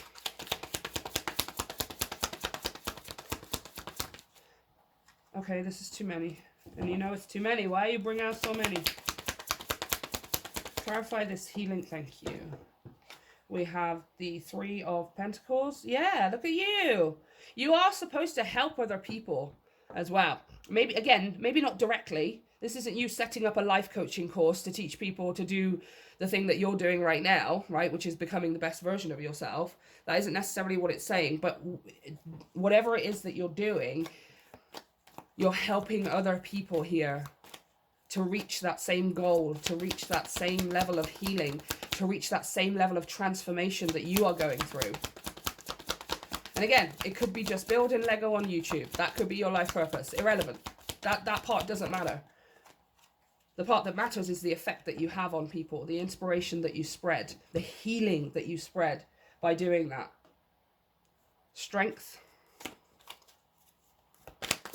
Yeah, I mean, look at that. You're going from strength to strength to strength. You're just going to get stronger and stronger and stronger. You're going to get more and more and more confident constantly all of the time. Oh, again, too many. Too many. Just want one more, please. Just one more. Clarify this, thank you. The Chariot! Did I not just say you're going from strength to strength to strength? Right? As far as I'm concerned, the one word that describes the Chariot is conquering. Right? Conquering the demons, conquering the darkness, conquering your shadow, conquering challenges and obstacles. And when I say conquering, I mean literally smashing it to the ground. Like, you're so successful that the rest of your life changes, that it never has an effect on you ever again. Bottom of the deck, the Ten of Drones, which is the Ten of Pentacles. Ah, this is your legacy. This is all of the money you want, all of the materials that you want, the resources, the house, the business. Look at you, pile 2. Check you out, hey? Yeah, your passion for becoming the best version of yourself is what inspires other people. Just by being passionate about you and your journey, you have an effect on others, right? You help other people look for that within themselves as well. That confidence, that courage, that tenacity, that determination, and that healing ability, right? And strength in the chariot, you just go from strength to strength to strength. You get stronger and stronger. Things move quicker and quicker. And again, with this chariot, easier and easier for you, right? Not so many bumps in the road, not so many triggers, right? This is you being in the driver's seat of your life, choosing which direction to go in. At times, even choosing the pace with which you want things to unfold as well. And it's just, of course, that's what everyone wants. And you're that source of inspiration for people. Right? Well, if pile 2 can do it, then I must be able to do it as well, right? It's so cool. So what you're going through, the light aspects of this, the light aspects of this situation is the fact that you are able to go through it to be the inspiration for other people to also make their way through it as well, right? It is possible. It can be done. Here are the results. Now go and be inspired, please, right? And then also, yeah, talking about coming from that place of truth, acceptance, a higher perspective, a wider perspective. Yes, I was hurt. Yes, somebody did me wrong, or possibly I did somebody wrong. Whatever happened. But it happened for a reason, because now I'm at this point. I would not be here if that hadn't happened. So thank you. Okay, let's have a look at challenges. The challenge in this situation. Specifically the karmic challenge. What's going on here for pile 2? The karmic challenge for pile... Okay. Wants to come straight out. Oh, we have the Queen of Roses. She is the Queen of Cups. But she's come out in the reverse here. So we're going to read the reversed message. Queen of Roses, please. There we go. This card reveals some disharmony or even a conflict with a woman in your life. It could be a friend, a family member, a work association, or a lover. Again, it is specifically talking about a woman. However, it does not have to be gender specific, you guys, okay? There are lots of men who live primarily in their feminine energy, and there are lots of women who live primarily in their masculine energy, okay? Whoever this may be, keep conscious and aware. Make sure you stay centered, calm, and empowered. You may be able to resolve the situation with clear communication. The reversed Queen of Roses can also represent you or a woman you know who is stepping out of the role of mother or wife. It may be difficult to get pregnant, your child may be going off to college, or a romantic separation may be in the cards. You may no longer resonate with each other and it's time to let go. Let yourself process your emotions and honor any grief that comes up. This is a cycle of transformation. Your whole reading's been about it. As you let go of those who are not fully present or fully honoring, you will find that you are opening your life to the loving care that you truly deserve. Finally, this card could indicate a deep gash in your own self-love, a history of not caring for yourself. Oh my gosh, wow.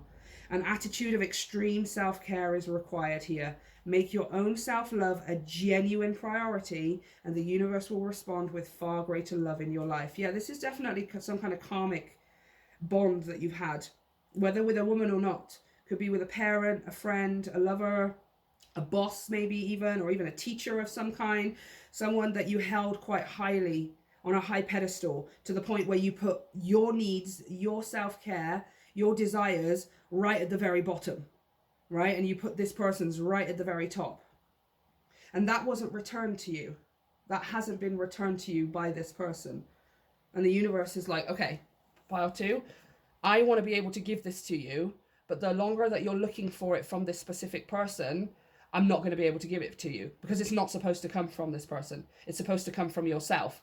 And then after that, come from other people and other situations. Again, I'm really feeling that final message. A history of not caring for yourself. A deep gash in your own self-love. An attitude of extreme self-care is required here. Wow. Wow, that's what your whole reading's been talking about the whole time. So this feels a bit more like maybe a specific person, whether it's family, friend, lover, whatever, and it does not have to be a female by any stretch. But you've really put someone, I don't even think like necessarily put them on a pedestal. It's just you put their needs and their wants as a far higher priority than your own, right? And this is just changing. It's all changing. This is not just a little bit changing where you're starting to move away. It's concretely, completely changing for the rest of your life. And it's going to have a massive, huge impact on your reality, right? A lot of things picking up speed and moving much, much faster for you because you've worked to get this out of your life. You are working to get this necessity, this priority out of your life so you can be your own priority here. It's got to be all about self-care. And trust me, the more that you do it, the more you inspire others to do the same, regardless of whether somebody's happy about it. Again, maybe that's why I felt like I needed to tell you guys about being the light, right? How people react to it. Some people will react amazingly, right? And be inspired and motivated. And other people will just be annoyed and will not want you to shine your light because it shines on their darkness. Okay? This seems like someone here who is the latter, right? If you shine your light, pile 2, it's going to shine the light on all of my shadow. So I don't want you to shine your light, right? And it's held you back. It's held you back. It's held you down. It's restricted you. It's restrained you. And this is a karmic bond that's breaking, that you're breaking in this lifetime to be done with it once and for all so you can, your life can flourish the way it's meant to. The universe can bring in the people who do care about you, or, I mean, this person could care for you, absolutely, but they clearly care about themselves more. And you need to adopt that energy for yourself, right? And you're not doing things in spite of this person. You're not becoming the best version so you can go back to whoever this is and say, here, this is what I can do without you. So no, right? It's thank you. What you did and what you put me through got me to this point where I want to be this version of myself.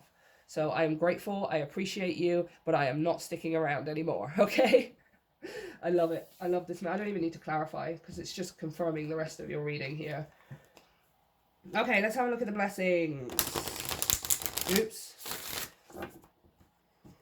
What blessing does this bring in, this situation, this transformation? What does this bring? Okay, it's on the floor. We're always all going on the floor. Why are we always going on the floor, you guys? Oh my gosh, Dynasty of the Divine Mother. Wow, see, again, mother.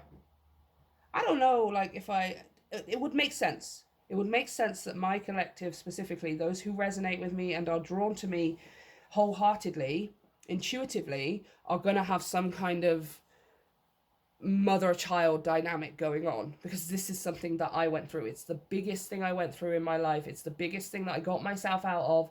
It was the biggest karmic bond that I had to break.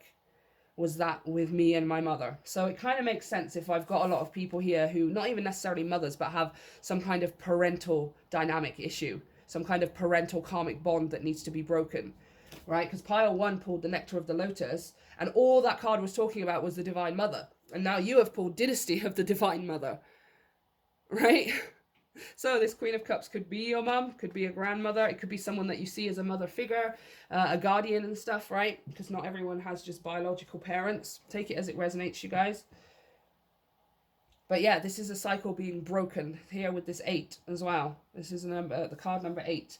And 8 is that cycle of going around and around and around and around. You're breaking this cycle. You're breaking this cycle, and it's bringing you major blessings, you guys. Okay. The only wish of the Divine Mother Goddess is that all beings be spiritually free. Oh yeah. The Divine Goddess calls us to realize our true nature, to fall in love with our own divinity. No way does it actually say that. To fall in love with our own divinity. Whew. Enlightenment is a culmination of many small steps, each one as a drop of water forming a divine ocean of peace, realization, love, and unity within us. An ocean that washes away fear, separation, and scarcity, and bathes us in abundance and bliss. You carry the torch of enlightenment within you, beloved. Let it shine each day. Oh my gosh! Oh my gosh! I love this so much. It even is using this word legacy, like we were talking about with the 10 of Pentacles, right? This oracle indicates that your spiritual legacy is important on this planet. Oh my gosh. Gosh. The Divine Mother now guides you to realize that your soul is moving closer to personal enlightenment and is beginning to live it from moment to moment. The more you choose to notice and appreciate these moments, the more they will happen for you. It is the realization of your own process of realization taking place. Yeah, like realizing yourself being realized. The real version of you. The real version of you that is not restricted or restrained from being that version of yourself by a specific person, whoever that person may be. Or maybe a situation or a family dynamic, right? It's very exciting, and it will not take you away from the world or your loved ones, as you might have feared subconsciously. Yes, some of you are worried here that if you put yourself first, it's gonna have a negative effect on other people, right? Well, this person needs me to fix all of this stuff. If I don't, their whole life is gonna fall apart. And the universe is like, no, I'm gonna take care of that. It's almost a very similar message to pile ones, but pile ones was talking about their career, was talking about their job. Yours seems to be talking about yourself, your body, your mind, your spirit, your emotions, right? It's more of an internal message than external. Yeah, it's very exciting, and it will not take you away from the world or your loved ones. It will simply make your light stronger, bringing blessings and peace through your being into the world and your relationships each day. You will become a stronger spiritual light to which others can look to so they can find their own way more clearly. Oh my gosh, how have I just been saying that the whole freaking reading? Don't tell me magic isn't real. Don't tell me magic isn't real, because this is magic, yo. Got the same message for your whole freaking reading. And this is just a culmination of that. All right? Everything that you've done up to this point has been a drop in the ocean. It's been a drop of water forming an ocean for you, right? An ocean of transformation, an ocean of change. And what you went through with this specific person or people or situation, whatever it was a big drop. If that hadn't have happened, you wouldn't have been led to the point where you wanted to create that ocean in the first place. So be grateful for it. But also, more importantly, be grateful for the fact that you're in this process right now. See and feel the change on a daily basis. Right? If you have to look back at the way that you used to react to things and notice how differently you react now. Look back to the things that once held you down or made you worry or triggered you in some way, and look at how they have no effect on you right now. The more you sit in that realization, the more it's going to encourage it forward. The more you're going to feel it for more and more and more. Okay? I absolutely love this reading, you guys. It's so empowering. I feel like someone's just taken complete control back of their lives. Right? Like sitting in the driver's seat, and everything is going to start speeding up for you in a massive, major way here. No more holding back, no more restrictions, no more restraints, right? And for those of you who are worried that if you do that, then you're going to have to cut off your family, or you're going to have to cut off somebody specific and never talk to them again, that's not true. For those of you who are worried that if you don't stick around to make life better for them, their whole life is going to fall apart, that's not true. It's just other things. It's just been holding you back. That way of thinking and that belief has just been holding you back the entire time. And this is what we're breaking free of, okay? And then we're going to put who at number one? Who's in the number one spot? Oh yeah, you, pile two. Your wants, your needs, your necessities, your desires, they all go at the top of the list. Okay, I absolutely love this reading, you guys. Please let me know how this resonated for you. And of course, let me know how things evolve and unravel for you over time if you want to. If you like the reading, please don't forget to hit like and subscribe to help me continue to grow my channel. Thank you to everyone who already has. And personal readings are down below via the link to my website, so we can have a look at your situation more specifically, along with energy donations, social media, and the brand new podcast, which will be returning very shortly, you guys. Which is all down below in the description box as well. So I'm going to leave it there. Take care, pile two. I love you, and I'll see you next time. Hey, pile three. Let's get straight into your reading. We're going to have a look here first. Let me clear the space. First, we're going to pull some tarot to see what the universe wants to talk about for you. And then we're going to have a look concerning that situation at the shadow and the light. What's in the shadow and what's in the light. And then we're going to have a look at challenges, karmic challenges. I'm going to try and specifically get karmic challenges, as well as looking at the blessings of your situation. So if I pull the cards and it's not your situation, check another pile, or I'll do another one of these readings at some point as well. And I do want to say, guys, this is going to be a little bit longer than usual, so pause the video if you need to, when you need to, and of course you can come back at any time and finish it off. And of course, if you want to, grab a cup of tea or coffee. I say tea because I'm British, okay? Or juice, or if you're healthy, you know, healthier than I am anyway. Okay, clearing the space for pile 3 and asking the universe for the most accurate and needed messages for right now. For you, pile 3. Okay, let's shuffle. Let's shuffle. Okay, what is the situation we're here for today for pile 3? The viewer who clicked on pile 3. Oh, goodness me. Okay, hold on. Cards are all funny this morning. What is the situation for pile 3? What is the situation for pile 3? What are we here to talk about today? Okay, we have the 3 of Swords. And we have the 3 of Cups. That is 2 very different energies. Okay. Okay, let's keep going. Just 2 completely contrasting energies there. What's going on for pile 3? What is the situation we're here to talk about today? We have the 5 of Pentacles. And we have the 7 of Pentacles. And one more. What's the situation? And the 4 of Cups. Okay. Alright. Alright. I've got the 5 of Swords underneath that as well. Okay, what's going on, pile 3? What on earth is this? I can't lie. It doesn't necessarily feel that great. Especially kicking off with the 3 of Swords, right?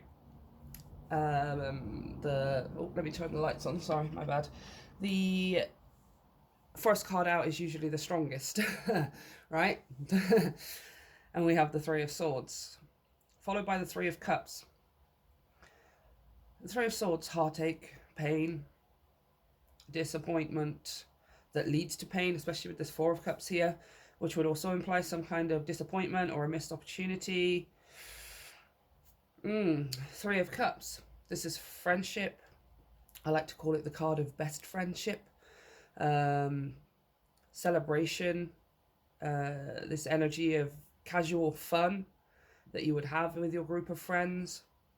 5 of Pentacles here. At a lack, right? In a lack of something. A lack of money, time, possibly connection, communication. 7 of Pentacles, waiting. Waiting to see results return to you, waiting for your seeds to grow, seeds that you've already planted, or waiting for something to happen here. 7 of Pentacles, and then we've got the 4 of Cups. Like we said, a missed opportunity, or somewhat let down, really, in some way or another. I'm going to pull a couple more, and there's 5 of Swords under here as well. It's conflict, it's negativity when it comes to your mindset, or at least challenges when it comes to your mindset. What is going on here for pile 3?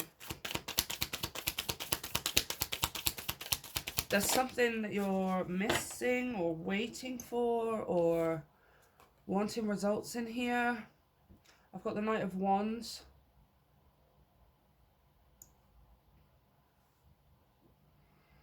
Oh, for some of you, is this... I never get this in my readings. I never, ever get this in my readings. But specifically because it's not that I don't ask for it. It's just not something that I deal with in my life. It's not something I put up with. It's not something that I would ever consider. So I think it just doesn't really always come out in my energy. However, it's not about my energy. It's about your energy. And the 3 of Cups and the 3 of Swords here, with the rest of this, it could be like a third-party situation, you guys. That never comes out in my readings. It could be a third-party situation here. The Knight of Wands can sometimes, in that context, be seen as a player, right? Someone who has, I really don't like saying this, but this is what I'm hearing, bits on the side, right? Someone who has things on the side. right? And isn't necessarily dedicated to any one specific thing. It kind of has a split and a fractured energy when it comes in that context of third party. Now, third party doesn't have to be romantic third party, right? It could be work, it could be a family, it could be, as we said, friendships here of some kind or another. This is someone being hasty, someone being possibly quite indecisive as well. With the Knight of Wands, he has a flighty energy, in and out, back and forth, up and down, right? I'm almost seeing as well, like there's this, maybe for some of you, you've been waiting for someone to end a third party situation. Something's in the way here. I'm going to keep going. 8 of Swords. Someone, we're stressing, we're worrying, we're fearful in some aspect or another. Guys, what is going on? Possibly you put someone else in a third party situation. And again, third party doesn't have to mean there's 3 people involved in a romantic relationship, right? It's third party is something, some kind of energy or essence, or possibly a person that's kind of in the way. For some of you as well, I'm seeing this being, I'm at a distance here with the 5 of Pentacles, or some kind of disconnect. I'm at a disconnect with my friends. I'm at a disconnect with my casual time. The 3 of Swords here as well is like having been hurt in the past at some point, or just, you know, having been hurt, irrelevant of when it was. Maybe when it came to a third party situation, when it came to a friend. 5 of Pentacles is like you detaching yourself in some way, right? Putting a distance between you and who or whatever that is going on.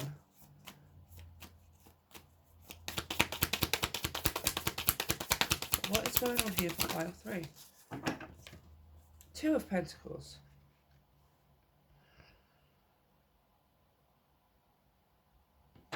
Balance.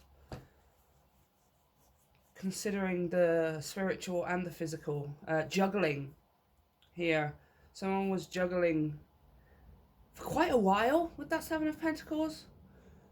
And it just didn't turn out. For some reason, I'm just feeling this isn't you for some reason, pile 3. It could be for some of you, but for majority of you, for some reason, I feel like this is someone else that's coming through in your reading.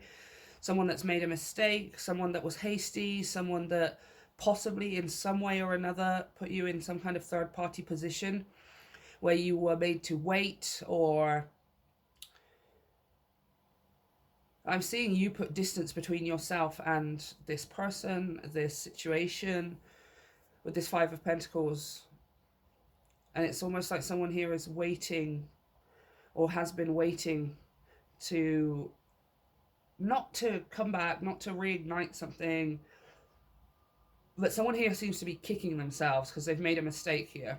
I think someone's realised they've made a mistake. And for some reason, I'm just getting that's not you, pile 3. Which again, doesn't come out always in my readings. Right? I leave it open, I leave it up to the universe. But, you know, every light worker, healer, tarot reader, psychic, medium, anyone who is a channel for the energy and the messages of the universe, they'll get the messages that resonate the most with them, right? The things that they have been through, the things that they can talk about, the things that they have experience in and wisdom in, right? And those are the messages that they can share with other people. So not everyone has the same message, but this message really doesn't come out for me very often, because I don't really talk too much about, you know, karmic relationships, karmic romantic relationships, and so it's quite strange to get a message like this, but I am getting quite strongly that it's not you. Someone here spent too much time indecisive. This feels like a really indecisive energy with this Knight of Wands as well. As we said before, this is someone in and out, quite flighty, quite hasty, not necessarily sure what it is exactly what that they want. This could be an energy of just looking for entertainment. Some people here just looking for friends with benefits kind of situation. Again, I can't believe I'm saying those words myself, because I just don't deal with that kind of stuff, you guys, right? And I feel like someone here knows they've made a big mistake, right? They know it was a missed opportunity. I feel like they're kicking themselves. I feel like they're looking back and contemplating, right? They are, what's the word when we look, in retrospect, right? They're retrospecting on what has unfolded. And I think they realize that they're too indecisive, right? They're too back and forth, or they're too in and out. And it meant that they missed out on something here with that Four of Cups. They missed out on a connection. They missed out on an opportunity. Because it seems like here you really have put distance between you and this person. And I feel like it's been quite a long time since there was any kind of communication. Knight of Swords. Again, both kind of similar kind of energies with the Knight of Wands. Flighty, fast moving, bottom of the deck, Five of Cups. Yeah, someone here is bummed. They're bummed out. And I have the Eight of Wands. But it seems like they want to talk to you. It does seem like they want to talk to you. Right? And I know I have people here on my channel who are like, I'm not dealing with anything from the past or whatever. Good. Good. I like that, right? But I can't deny the message that is coming out, you guys, right? So if that is your case and you're like, I don't care, I'm not interested in anything from the past, then please pick another pile or pick another reading, because this seems like somebody wants to say something here. Eight of Wands is communication, a lot of communication. Knight of Blades here is quick communication. So I feel like I want to say to you, expect some kind of message from someone here. Whoever this is, again, take it as it resonates. Excuse me. Just need a tissue for my nose. Take it as it resonates, but someone here is kicking themselves. They're kicking themselves because they missed out on something here. And they missed out because they were too indecisive in the first place. They couldn't make a concrete move. They couldn't make a concrete decision. They kept going back and forth in their mind, overthinking, holding themselves back. Eight of Swords. Right? They waited. They took too long. Somebody took too long in something here. They ended up hurting you, or vice versa, vice versa, or they ended up hurting themselves, right? Like someone here is worse off for not having made a concrete decision in the first place, for not having made a concrete move or taken concrete action in some instance, right? And now we're kind of at this place where somebody definitely wants to talk. They definitely have something to say, a lot to say here with the Eight of Wands, but I think they're still in indecisive mode. Honestly, I think they're still going back and forth in their head. What is the best thing to say? How is the best thing to say it? Right? Instead of just taking the action, instead of just allowing intuition and passion and inspiration to move them, they're still trying to go back and forth here. Because obviously, when that happens, we want the best outcome for ourselves. Let's say that it's you or me or whatever. Let's say it's us that is the one that wants to say something here, right? Quite a lot to say. When we want someone to hear our point of view, or we want someone to agree with us, or basically we want the best outcome for ourselves. So when it comes to communication and the right thing to say something, the right way to say something, we can get a little bit up in our head, right? Because it's like, well, I want the best outcome, so I need to make sure that I say things in a certain way that ensures that, right? In the case of maybe, a relationship setting, like I want to tell this person how I feel. I want to tell this person why all of this happened, or that I feel like an idiot because I took too long, or I was too indecisive, or I put somebody in a third party position here. I want to talk, I want to tell someone, but I also want them to feel about me the way I feel about them, or I want them to be able to understand or see it the way that I see it. So we can kind of go up in our head, what's the best way to get that result? What is the thing I should say? How should I say it? When should I say it? Just all of this kind of stuff. And it's just completely missing the point that if you just go with your gut, it's going to happen a lot quicker, and you're probably going to get a better outcome. That's not to say that somebody is going to turn around and say, oh my gosh, I forgive you, let's do this, or let's bring about this opportunity again, right? a lot of people might probably would turn around and say, no, thank you, moving on, right? But we can get stuck in that cycle or in that mental process of trying to find the right words to say it and the right way to say it so we get what we want or the person gets what they want, right?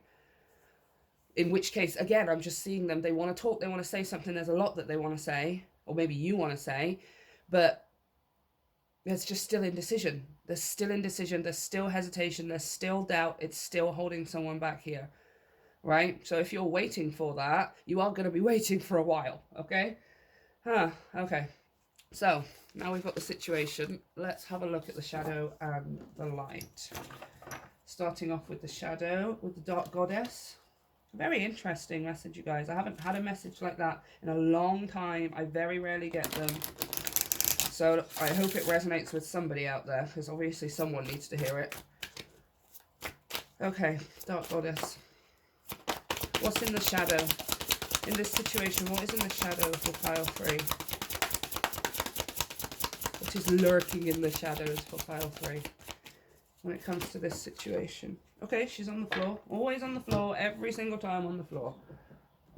Oh, I'm going to get one of them 360 tables and just sit in the middle of it so that the cards can never fall on the floor. Okay, you have Hine Nui Te Po. I think that's Hawaiian or something. Hine Nui Te Po. Trust. I'm guessing some kind of Polynesian character. Maybe Mayan or something? Interesting. Trust. Okay. Trust. What are we trusting? I'm highly curious about this entire reading now. Let's have a look. Hine Nui Te Po. When trust is broken, what you thought was true reveals itself to be otherwise. No.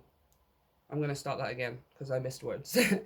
When trust is broken, when what you thought was true reveals itself to be otherwise, it can feel like the whole world is upside down, that day is night and all hope is lost. Yeah, I mean, that's coming out in your reading.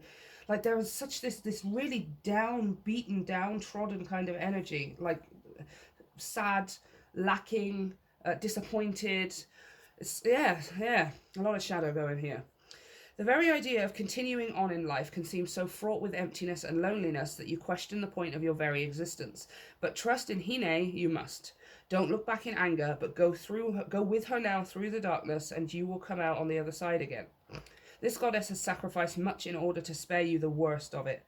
Sometimes it's through lack of understanding that we are left in the dark. So if you need to ask questions, do so for the truth. No matter how painful, it's better than a lifetime of not knowing or living a lie. Goddess Hine Nui Te Po is a reminder of your inner strength. Others can benefit from what you have lived through. Yeah, for some of you, you might have just gone through something. Again, these situations don't always come out in my readings, but my collective grows, and it means I've got new people with new situations. So we're going to go with it. Some of you here may have just experienced like a horrible breakup with someone. Maybe with that 3 of Swords and the 3 of Cups, maybe it was a friend of yours. You got together and it didn't work out, or it had some kind of a negative ending or negative impact in a way, and now the two of you can't even be friends with each other, right? If so, I'm really sorry. That's always unfortunate when things like that happen. It's what convinces the rest of the world that you can't fall in love with your friends, your best friends, your closest friends, which isn't true, you guys. It's not true, right? It could be for some of you. Again, take it if it resonates. You've been in some kind of situation. You or the other person got involved in some kind of third party. You were with someone and realized that you met someone else and fell in love with them, or vice versa. It's, yeah, because I'm really feeling this downbeaten, heavy energy. Like something has put you. It's like possibly maybe for some of you like the worst breakup of your life. Right? It could be here something, again, not romantic necessarily, but your friendship group or something, or friends that you know that you would consider friends have hurt you in some way or excluded you or something, right? And right now we're in this place where, recently we've been in this process of everything just feeling like It's done, right? The day is night and all hope is lost. And this trust is coming out here as trusting that this is happening for a reason, right? Which I know that's not what you want to hear when you're going through it, right? If you're going through a breakup or you're going through something really hard and really heavy, the last thing that you want to hear is it's for your own good, right? That's just the last, but it truly is if you can see that this is just a step along the way to succeeding, right? Every person that you are with in your life, let's say in a romantic setting, I personally have I had two, and then I found my counterpart, right? But it was knowing that the people that I was with before I met my counterpart, I was with them for a reason. There were things I needed to learn. There were things I needed to understand. There were things that I needed to go through in order to be able to become the best version of myself and also be led towards my success when it came to romance, right? Okay, we're going to read your foresight because they're very specific messages, you guys. They're not all going to resonate with everyone. Take what resonates and leave the rest for someone else, but they are very specific, okay? You are being given a second chance. Ooh. Again, like we said with that like somebody missed out on something here. Somebody was indecisive, juggling in a third party. They were maybe hasty, or they held themselves back in some way because they were doubtful or fearful, or, you know, for some of you, this is a friend who you've wanted to be with or who has wanted to be with you for an extended period of time, but nothing ever came of it. And you've moved on with your life, or they've moved on with their life or something, right? And someone's being left sort of like, oh, if only I had said this, if only I had done this at that time, right? Someone here is having regrets. There is like regret going on here, whether it's from you or somebody else. Walk away from a bad situation. Yes, 5 of Pentacles. Learn to trust your gut feeling. I'm pretty sure I spoke about that at the beginning, right? Someone didn't trust their gut feeling. They were overthinking, and I believe they still are overthinking the best way to say how they feel or express some kind of truth here, right? Don't dwell on the past. Yes. Learn from your mistakes, but don't take the blame for the mistakes of others. Oh, I love that message. Speak up before it's too late. Someone will surprise you. Yeah, I'm telling you. You're either the person returning to someone else or someone else is returning to you, right? Now, of course, that doesn't mean that you have to accept it. That doesn't mean that you have to be with this person, especially if you're in a much better place and you're moving on with your life.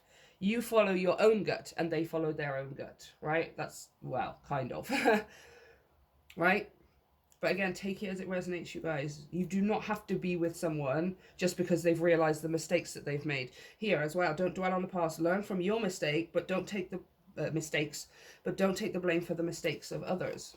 If this is someone returning to you, you don't have to feel sorry for someone, or, right? But it also was talking here about don't look back in anger, right? Regardless of which side that you're on here. Don't look back at another person. Don't look back at yourself in anger. There needs to be a knowing here that it happened in the way that it happened for a very specific reason, and that was to move you both or everyone involved towards their highest good, right? However, it is talking about someone's going to surprise you. You're getting a second chance in something. Trust yourself. Trust yourself that you're making the right decision for you. Right? Okay. Let's clarify this here, please. Getting a second chance. King of Wands. Could be a Aries, Leo, Sag here. We pulled that Knight of Wands as well. Someone maybe going from... Well, there's somebody here maybe wants to express that they've gone from being a knight to a king. Someone's matured. Someone has leveled up in some way or another. Whether this is you or the other person involved, male or female. Irrelevant as far as gender is concerned. Justice. Wow. Justice. Yeah, justice will be served on your behalf. Right? If this is someone who hurt you, or someone who didn't tell you how they felt, or felt, someone who didn't admit to you their feelings or what they wanted, someone who was flighty in and out, etc., etc., someone you waited for a long time as well, for some of you. Karmic justice will be delivered on your behalf, right? You don't have to bring this yourself. This is why it says don't be angry, don't do things out of spite, right? Don't do things out of hate or negativity, you know, which can be hard as well, like, and maybe not hate, but distaste and disdain, right? Especially if this person really hurt us. Let's say, for example, I'm not saying anybody here has necessarily, this is the situation, but even things like abusive relationships and toxic relationships and stuff, you know, where you have been mentally, emotionally, or physically hurt, right? You do not, of course, go anywhere near that situation. You move on and you distance yourself 100%. But don't look back on it with the negativity. Don't look back on it with hate. Don't look back on it with anger. Don't look back on it with spite. Just know that it happened, and it led you to become the best version of yourself, right? In whatever situation that looks like, in whatever way that looks like for you. Like, you've raised yourself up here, right? And someone here is kind of like lagging behind, or you may be the one that's lagging behind in some way, but I'm telling you, karmic justice will be dealt, and it will be dealt on your behalf. 5 of Cups. Yeah, see, I don't see many of you lapping this up, especially if it's someone returning to you. I don't see many of you running back into someone's arms and being like, oh, I always wanted to hear that, and right? But it also can't be a thing of, I don't want to touch you with a 10-foot pole because remember what you did to me, right? It must come from this place of, I understand, or I can hear what you're saying, or I accept what happened the way that it did, but I am moving on to bigger and better things. And it's not in spite of anyone. It's because I want to be the best version of myself. Right? Yes. The 10 of Cups. Look at that. Yeah. Oh my gosh. It's like it flew out as I was saying that. Right? Thanks but no thanks kind of thing. And it's not thanks but no thanks because you're an asshole, or you did this to me, or you're like this and blah, blah, blah, blah. It's just thanks but no thanks because I'm already on a much more comfortable path. The way that I'm going feels so good, feels like I'm headed in the right direction. I feel like I'm fulfilling myself, filling my own cup, and I don't really want to go back with this, right? Once the universe showed me that there was a different direction I could take, I went in that direction, and now I feel amazing about myself. So I just don't really want to go back to anything, or I've realized life without wanting this, or without thinking about it, or without the pressure of it, actually makes me thrive, right? For some of you, it's like you have this thriving energy, excuse me, this thriving energy around you. Yeah, 8 of Cups and the 9 of Pentacles. Yeah, you guys are not dealing with this. You guys are not taking this back here. Okay, 8 of Cups, walking away from what no longer serves you, and the 9 of Pentacles is literally the card of independence, being a single Pringle, right? Like, I am making my way, and I'm doing a really good job standing on my own 2 feet. I am doing a really good job filling my own cup, and I'm doing a really, really good job staying in the light, raising my vibration, doing my inner work, right? And I just don't really want to be taken off course right now. I'm not doing it because I hate someone. I'm not doing it because I want to rub it in someone's face. I'm doing it because it's for me and nobody else, right? So many of you here are not... You're not taking things back here, right? I do feel like justice here is you being able to hear someone out, or someone hearing you out with calm, with peace, with acceptance, right? Even things like thank you for finally saying how you feel, or thank you for finally admitting this, or along those lines kind of thing. But that doesn't mean that I have to turn around and be with you. I understand what happened, or at least I accept what happened, and I'm moving on. I'm bringing you're bringing yourself closure here. Someone's bringing themselves closure, right? 8 of Cups, 5 of, yeah. 8 of Cups, 5 of Cups, the 9 of Pentacles. No, we're not taking this. We're not taking things back here. We're not taking anything back here, right? You have this level of trust that if you keep moving forward more and more and more away from whatever and whoever that was, or is, things just get better for you. Things get better for you. You feel stronger. You feel more empowered. Every single step you take away from someone here, right? So if they're popping back up in your life, you're able to hear them out, but you're not turning around and going back the other way. You're just going to keep on moving forward. Okay, there needs to be this element here of trust as well, that in doing so, you're going to be led to your highest good, to your complete emotional fulfillment. 10 of Cups, 5 of Cups to the 10 of Cups, right?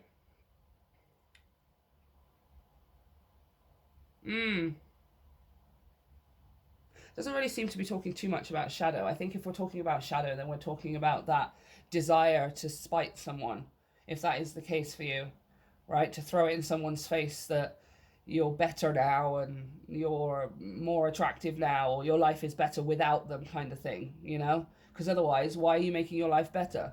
If you're making your life better, if you're making yourself better for someone else that you want to rub it in their face, then technically aren't you doing it for them, right? And this is just you like, no, I'm doing it for myself. I'm doing it for myself. Where your shadow kind of wants you to know, beware of that need, or that feeling, that need to rub it in someone else's face, right? If someone here getting their karmic justice as well, that hurt you or let you down in some way, right? They're receiving their justice. They absolutely are. But you don't sit there and laugh at them, right? You don't sit there and laugh and be like, haha, you're getting what you deserve, right? It's more an understanding and a knowledge that, well, since that's what you put out, it's what you're getting back. You know, I wouldn't wish it on anyone, but that's just the way that the universe works. There's this level of acceptance. I almost want to change this trust word to acceptance, right? I feel like you're stepping into a place of acceptance. It happened the way that it happened. Somebody getting their karmic justice is the universe's job. It's nothing to do with me. I don't have to be angry or happy. I don't need to be sad or joyous. I don't need to feel anything. I just need to focus on my own path and my own journey and trust that that's leading me in absolutely the right direction, right? This person, whoever it is, can come back and say whatever they want. They can do whatever it is that they want, but it's not changing my stance, my direction, my journey, right? Okay. Such an interesting message today, you guys. Let's have a look at the light and see what's in the light for pile 3. What is in the light of this situation? The good that comes from this. What is in the light for pile 3 in this situation with whoever this person is? Okay, on the floor again, of course. I believe pile 1 pulled this. Maybe pile 2. Pile 1 or pile 2. Home. Yeah, this is like, home is within me, right? Somebody could come back and tell me that they've loved me their entire lives, right? And I will be happy and I will be grateful and I will say thank you and all of those things. But home is already within myself. I don't need somebody else to give me their heart in order to feel like I'm worthy or useful or that I matter. I already bring this to myself. This is probably why most of you are saying no. Right? Like, you maybe once upon a time you thought somebody was going to make you happy or some situation was going to make you happy. But then when it fell through or it didn't come to meet you halfway, you chose to move on with your life, to better yourself, to focus on yourself, to become the best version of yourself. And through doing so, you found your own sense of validation. You found your own sense of accomplishment, achievement, worthiness, confidence, courage, right? And now you don't need it from anyone anymore. You just get it from yourself. So if someone comes back and is like, I want to give it to you, you're kind of like, well, I don't really need it. It's kind of, it's not worth as much as the love I have for myself. It's not worth as much as the respect that I have for myself, right? Oh, I'm going to sneeze. Excuse me, guys. Come on, nose. Oh, nope. Nope. Okay. I'm so sorry, you guys. Okay, home. This card invites you to align with your temporal space. Consider all the amazing things your body does and how you effortlessly move through reality. Become aware of the many gifts that come from a deep sense of truly occupying yourself. Often, very intuitive souls exist within the upper chakras and may struggle with the density of humaning. You may not feel like you are from here, but as though you are more accustomed to navigating a world with different parameters. At this time on earth, it's a blessing to have the vessel of a body. It's an opportunity to make a difference, so celebrate it. You have dreams and visions and may yearn to float around in the more etheric realms, but it's when we're fully grounded and present in our bodies that we can actualize these ideas and make a difference. Be grounded, find your home, as just like the tree, the deeper our roots, the higher we can reach into the heavens. Yeah.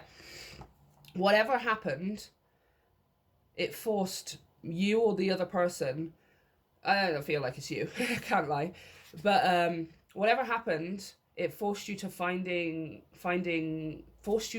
home within yourself, right? That's where the light comes from in this situation, right? Because if that hadn't have happened, would you be at this point yet? Or how many times would you have to go through whatever you need to go through in order to get to that point?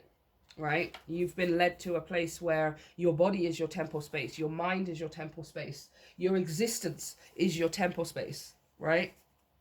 You don't need another person to tell you, I love you, I want to be with you, or I think you're this, that, and everything else.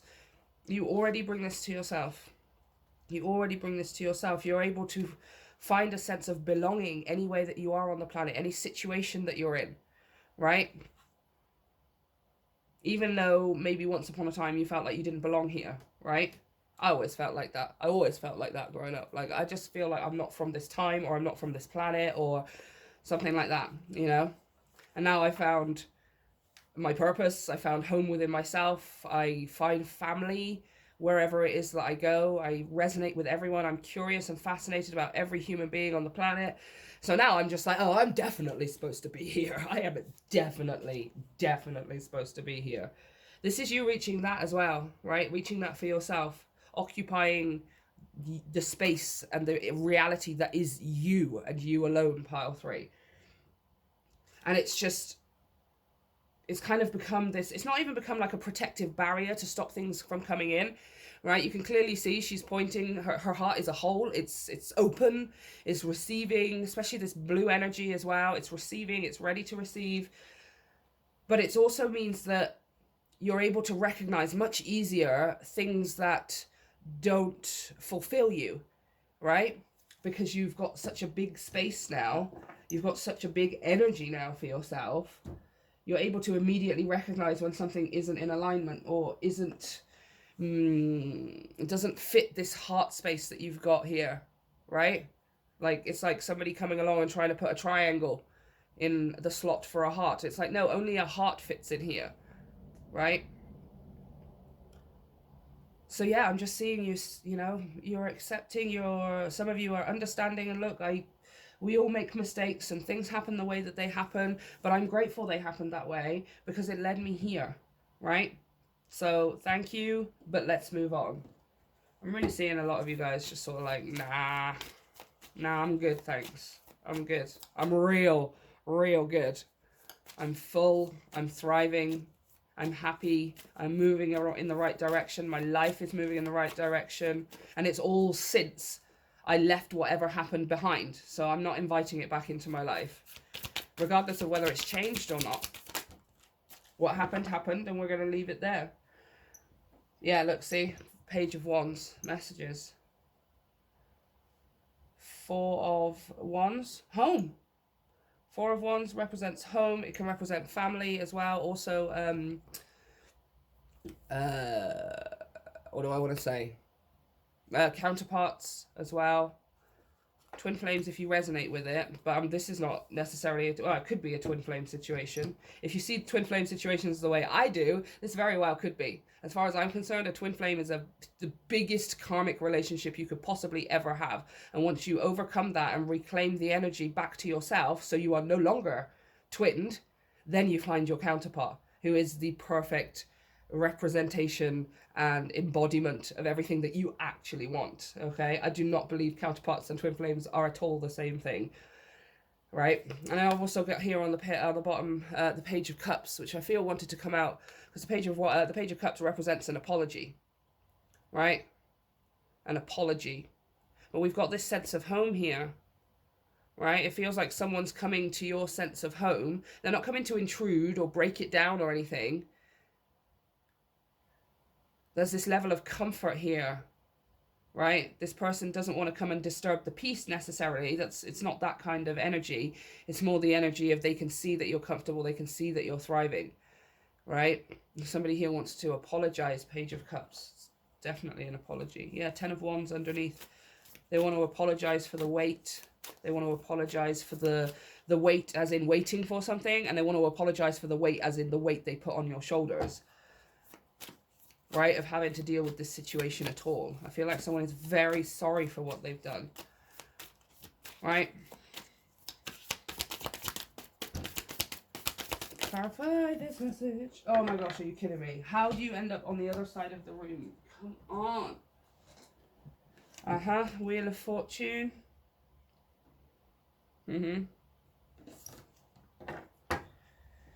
Wheel of Fortune, change, fate versus destiny. We have the Five of Cups again. That's like the third time it's come out in your reading, right?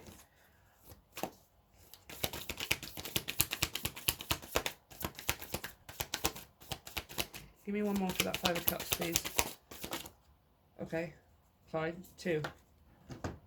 Ha! Ha! Queen of Swords. I love this Queen of Swords. And we also have the Nine of Cups. Yeah. I can't even, like, for some of you, for like maybe like 2 or 3 of you or something, you would be very happy to receive this back, or for someone to realize what they've done and come racing back and tell you how they feel and stuff, right? But that's for like a handful of you. I could probably count on one hand the amount of people that's for. For the rest of you, again, I'm hearing this message of like, my life is changing. I am choosing I'm choosing destiny over fate, which means that I get to choose. I don't have to just go with this because it's being handed to me or someone's apologizing or something, right? That's fate. I don't have to take it just because it's right in front of me. That's the point of free will, right? I'm seeing the majority of you like, no, I'm going to keep moving towards destiny.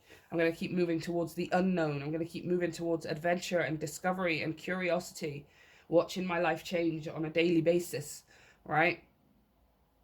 And Queen of Blades, the Queen of Swords, literally cuts the head off of things, right? You're speaking your truth here. You're standing up for yourself. I do feel like you're hearing someone out, at least hearing someone out for the majority of you. But then you're saying no. You're saying no. And you're saying no because your wishes and your dreams are coming true, you guys. Once upon a time, maybe this was a wish for you, but it's not anymore. Because you've grown, you've changed. Wheel of Fortune, Queen of Swords. You know your truth, right? You know what you deserve and what you're worth as a queen, right? Male or female. The queens have self-worth. They have self-confidence. And this Five of Cups is just like, nah, I'm good. It's like, once upon a time, you were sad about this, right? On the traditional deck, you have the character, there's three cups that are spilt on the floor in front of him, and he's sort of just looking at them really, really sad. And stood right behind him is the Two of Cups, right? Which is things that are in perfect alignment with you, things that make your heart sing, the perfect relationship where you're met halfway, where people see you the way you want to be seen, they see you the way you see them, right? And I feel like what's happened here is ever since this, you guys have turned around, right? Once upon a time, this situation made you look at the 3 cups on the floor where all the milk is spilt out, and we're crying over it, right? We're crying over what was lost. We're crying over what didn't work. We're crying over the fact someone hurt us. But you've made such a change and found home within yourself to the point where you're like, right, I don't need these 3 cups. Stiffen that upper lip, dry those eyes, lift your head up. You are worth more than this. And immediately you turned around, or you're about to turn around, and you're walking straight into the Two of Cups, right? Like straight into the Two of Cups. And what happens is that Two of Cups was essentially, it wasn't necessarily the person that you'd always hoped it would be with, but it was the exact relationship that you always wished you would be in, right? And this person turns out to be even better than the person that you initially wanted to be your partner, right? And now this is wish fulfillment for you. So you're like, I am not jeopardizing what it is that I've found within myself. I'm not jeopardizing what it is that I've created for myself and what it is that I've become because of what happened, for someone who, for someone who I feel is not supposed to be part of my life anymore, right? You could still care for them. They could still be a close friend. You could still, you know, want them to succeed and want to see them happy and thriving. And to be honest with you guys, if you can do that with someone even after they've massively hurt you, you are absolutely on the right track. If you can get yourself to a point where you want them to be happy, you want them to thrive, and you want to see them live out their days in all of the joy, then you're pretty much at Jesus level of enlightenment, okay? Right? But I'm just saying I'm not jeopardizing the Two of Cups that I found, because I found those 2 cups because that happened the way that it happened, right? I'm being led straight to my wishes coming true. I found home within myself. I found me in amidst all of this chaos, drama, negativity, heartbreak, and pain. I found myself. And I would not give that up for the world. You know, even if someone came back and said, I'm sorry, I love you, and I've always loved you, you know? They're absolutely could be telling the truth. And for all I'm seeing here, they're absolutely telling the truth, right? And it's not that it's too late. It's not that you're saying, F you hurt me, now I'm going to do the same to you. It's just the honest facts of the situation is that you are happy where you're going. You are happy with the way that your life is right now. And you don't really want to be adding any extra into it, right? But you found yourself through this. You are finding yourself. For those of you who are still going through it, you're finding who you truly are and what life truly means for you. What you truly want from life, how capable you are, how strong you are, how inspired and genuinely powerful you are. And it's all because of what happening the way that it happened, right? Okay, let's have a look at challenges here. Well, that's too many, isn't it? But I do see what you're saying. I'm going to put them back in, but I would like to just show you what came out. We have, the first one that I saw was the Four of Roses. In this deck, the Four of Cups. Again, a missed opportunity. Hello. And why is it a missed opportunity? Because someone was up in their ego here. Now, this character here looking in the mirror, he could only see himself. He can't actually see the people around him because he's too busy looking at himself. Now, I don't feel like somebody necessarily is that kind of egotistical. This is more ego getting in the way of someone admitting how they truly feel, admitting what they truly want, right? This person has a big ego, whether it's you or someone else.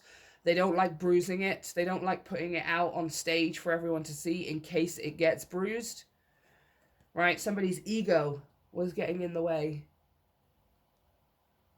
Whether it was you or someone else. Sorry, it's just itching my eyes. And we also have the King of Scrolls, the King of Swords. Again, trying to do things.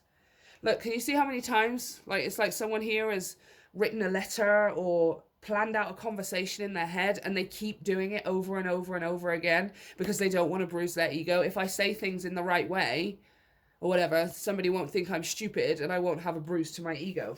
That's kind of like trying to control the outcome here. Someone's trying to control the outcome. And it really does feel like this is someone outside of you. And you, pile 3, are like, no, absolutely not. I control my life and my direction. You can try and control my reaction all you want to, but you have no control over me, right? That's what I've learned throughout this process, is that nobody has control over my feelings, my thoughts, and my actions, right? Once upon a time, what somebody did would have absolutely made you feel that way, you know? It would have made you feel like you couldn't eat or couldn't sleep, or it was having such a heavy effect, especially with that Three of Swords being the first card out. You guys got really hurt here. It really affected you. And then you got yourself to the point where you're like, oh yeah, why does their actions, why does it have a bearing over whether I get to enjoy my life or not, right? Now, as far as challenges, very interesting card. You've pulled the Ace of Roses, which is the Ace of Cups, in the reverse. Very much so, in the reverse. There's a contract being broken here. For some of you, this is like a soulmatey, twin flamey kind of thing, right? And honestly, I truly, truly believe that a twin flame is the ultimate soul contract.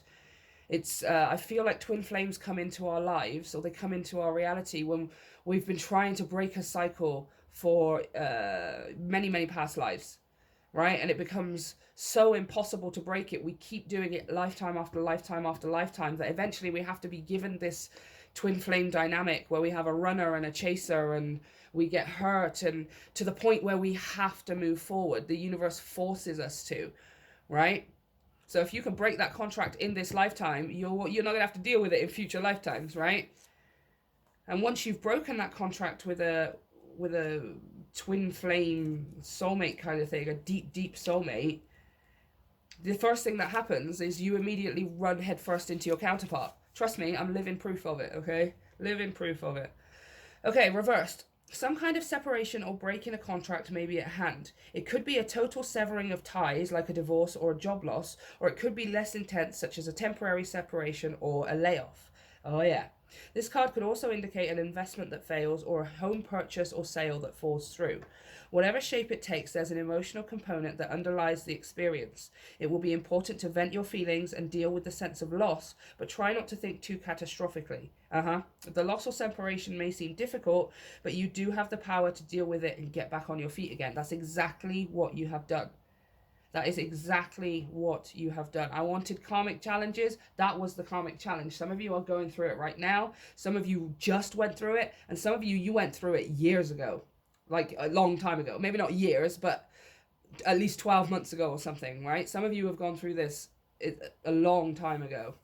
It wasn't just in the past month or in the past week or something, right? Sometimes this energy suggests, sometimes this energy indicates a physical separation. You may have to travel or relocate for business or personal reasons. In this or any other kind of physical or emotional distance, make sure you retain some balance in your life. Also consider this. Have you forgotten your own priority of self? Do you put yourself last and dismiss your own needs? If so, it's time to start committing to yourself. Try not to lose sight of the greatest partnership of all, your connection to the eternal, powerful, and valuable self that is your soul. Your spirit is longing for you to commit. Yeah, like this is like you have or you are or you're going to choose yourself, right?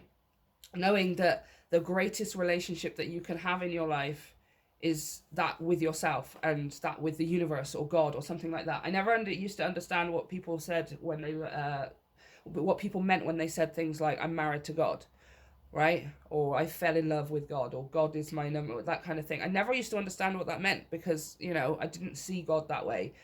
Now, obviously, a completely different person, a completely different perspective and understanding. Now I completely understand what it means, but I just put it in different terms. So instead of saying I'm married to God, I say things like the universe is my best friend.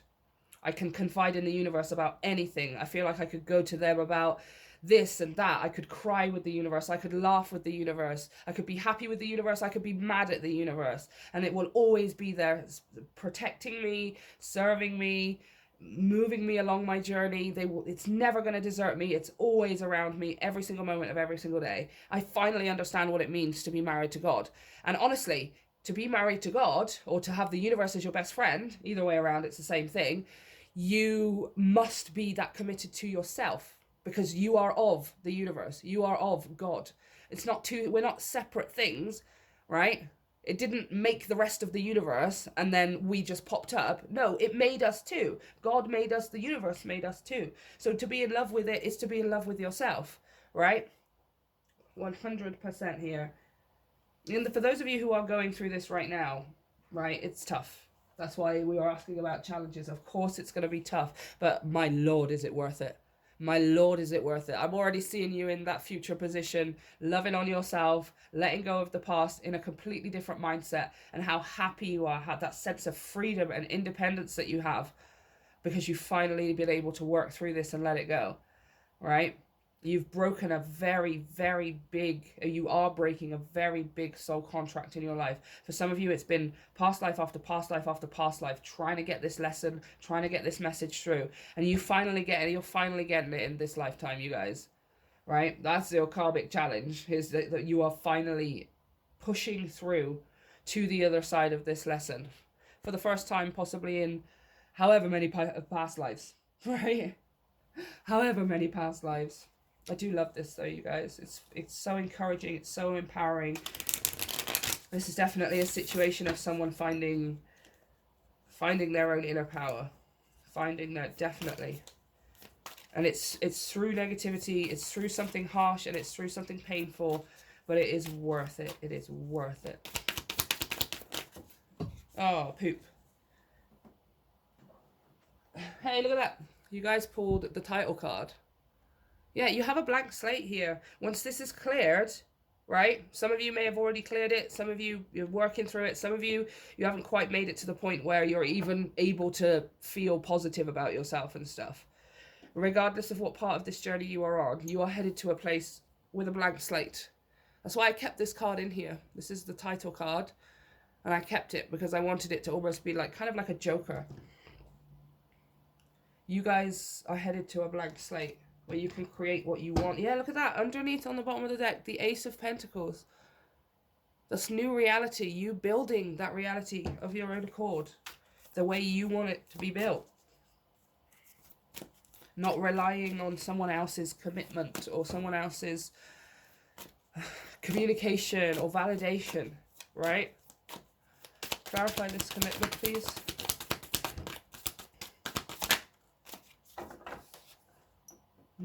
Look at that. Page of Wands.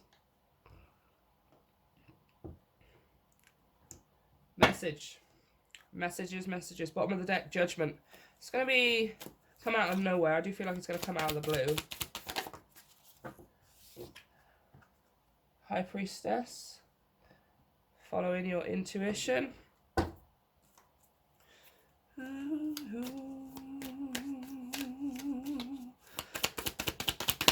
Clarify this message, please. Whoa! Nearly hit me in the face. 10 of Wands. Look at that. We are done with this contract. Absolutely done with this contract. That is what this lifetime... It's not all this lifetime is meant for, but that is one of the big ones for you, pile 3. Was ending this contract with whoever this person was. Or whatever the situation was. One more, please. Yep. Look at that. And then embracing the change that comes from there. You are stepping out of the soul contract of fate. And you're stepping into the uncertainty and the unknown and the genuine, exciting possibility that destiny brings. Destiny is so much bigger than fate. Fate is to just go, okay, well, it's been handed to me. I guess that's what it is, and I have to have that. Destiny is going, oh, you're going to hand me this? I don't think so. I don't want that. I want this thing over here, and I'm going to go down and get it, all right? Yeah. I'm almost seeing this be you considering the information, right? Here's somebody who wants to say something to you, or you want to say something to somebody. Somebody writes a letter, an email, a text message, a messenger message, whatever. I'm seeing this as you, pile 3, carefully considering. Like, this is you reading that message. Yes, okay, I've read the message, I've read the contract, I understand the terms, almost as if this piece of paper is the piece of paper she's holding in her hand there, the scroll. And then you're like, okay, it's come. And now I deal with it and I'm done and I don't want it anymore. 10 of Wands. Done, done, done, done, done. I'm done. The Wheel of Fortune. Everything changes. Right? The message comes in. You consider the message or the soul contract or the proposal or something like that, whatever it is. And then you say, okay, that's done. I can bring myself closure. The closure has been brought to somebody else here in this situation. It's done. It's finished. It's over. I'm ready for my life to change. I am ready to step into my destiny, Wheel of Fortune. Bottom of the deck, the Hierophant. My destiny and my soul purpose. The reason that I came here. And for some of you, the reason that you came here, or one of the big ones, was to end this contract. Once and for all. So you can move towards your true purpose. We're done. We're done. This commitment, this soul contract is done with in this lifetime. Okay? Watch how much your life changes after this commitment after this commitment's over, right? And by commitment, I mean soul contract. Whew. Okay. Let's have a look at Kuan Yin as the final section of the reading. She's going to tell us the blessings of this situation. Oops, sorry, candle. What are the blessings here in this situation for pile 3? I mean, the blessing is you get to meet yourself. The blessing is you get to become the best version of yourself. I wonder if she's going to say anything along those lines. What is the blessing for pile 3? The blessing coming from this not so great situation. Okay, you have number 41. Yes. To the Celestial Mountain. I don't think I've pulled this card, or at least I've pulled it once before. This isn't a card that comes out very often. To the Celestial Mountain. Okay, 41. Yeah. Okay. There are times when divine energy is needed to help us achieve our spiritual goals. When you do not feel completely in control of your destiny. Oh my gosh, I'm done. I'm done with this. I'm going to finish, but I'm so done with this. I love it so much. When you do not feel completely in control of your destiny, the divine is usually gifting you with an opportunity to reach for assistance and to invoke divine power, to call the celestial mountain so that you might be gifted with a far superior outcome. Your permission to, yes, far superior outcome. I should think so as well. Your permission to beings that you love unconditionally, that love you unconditionally, to offer you help is an expression of the spiritual empowerment. You empower those forces to come to your aid and help you manifest your life purpose and destiny. That's the Wheel of Fortune and the Hierophant. No. Love it, love it, love it. You are being asked to empower the divine to help you, to call to the celestial mountain within your own heart, to reach out and allow the divine to assist your current life unfoldment. Yeah. Right? You may have wanted a specific person to feel about you the way you feel about them, right? Why? Why? The universe already loves you that much, right? You should be loving yourself that much. We live in a free universe, and no matter how much you are loved, in fact, wait a minute. We live in a free will universe, and no matter how much you are loved, in fact, because you are so loved and respected, no being will intervene for you without your permission. Oh my gosh, that's what I was saying! Some of you have already reached this point where you've built up this, it's not like a protective barrier that stops things from coming in. Things can still come in. You're still in this place of open and receiving and acceptance and all of that kind of stuff, but it's the things that come to you that you're able to recognize straight away, whether it's something that is going to intervene or something that is going to assist, right? And I feel like somebody coming back here to say how they feel, even if you are accepting of it, even if it's something that you've wanted and waited to hear your whole life, you're aware that this is just going to intervene now. It's not actually assisting. It was never assisting in the first place, right? I don't need you to tell me that you love me after 10 years of waiting for it or something. I already love myself now. The universe loves me. God loves me. I love God. I love the universe. Ain't nobody and nothing getting in the way of that, right? Like, I don't even need your validation or your approval or your attention anymore, right? It's nice that you want to give it, but I don't need it, right? Oh my gosh, I love this so much. Make sure that you empower those beings who genuinely love you unconditionally. Yes, there's a difference. There's a difference between loving someone and loving someone unconditionally, right?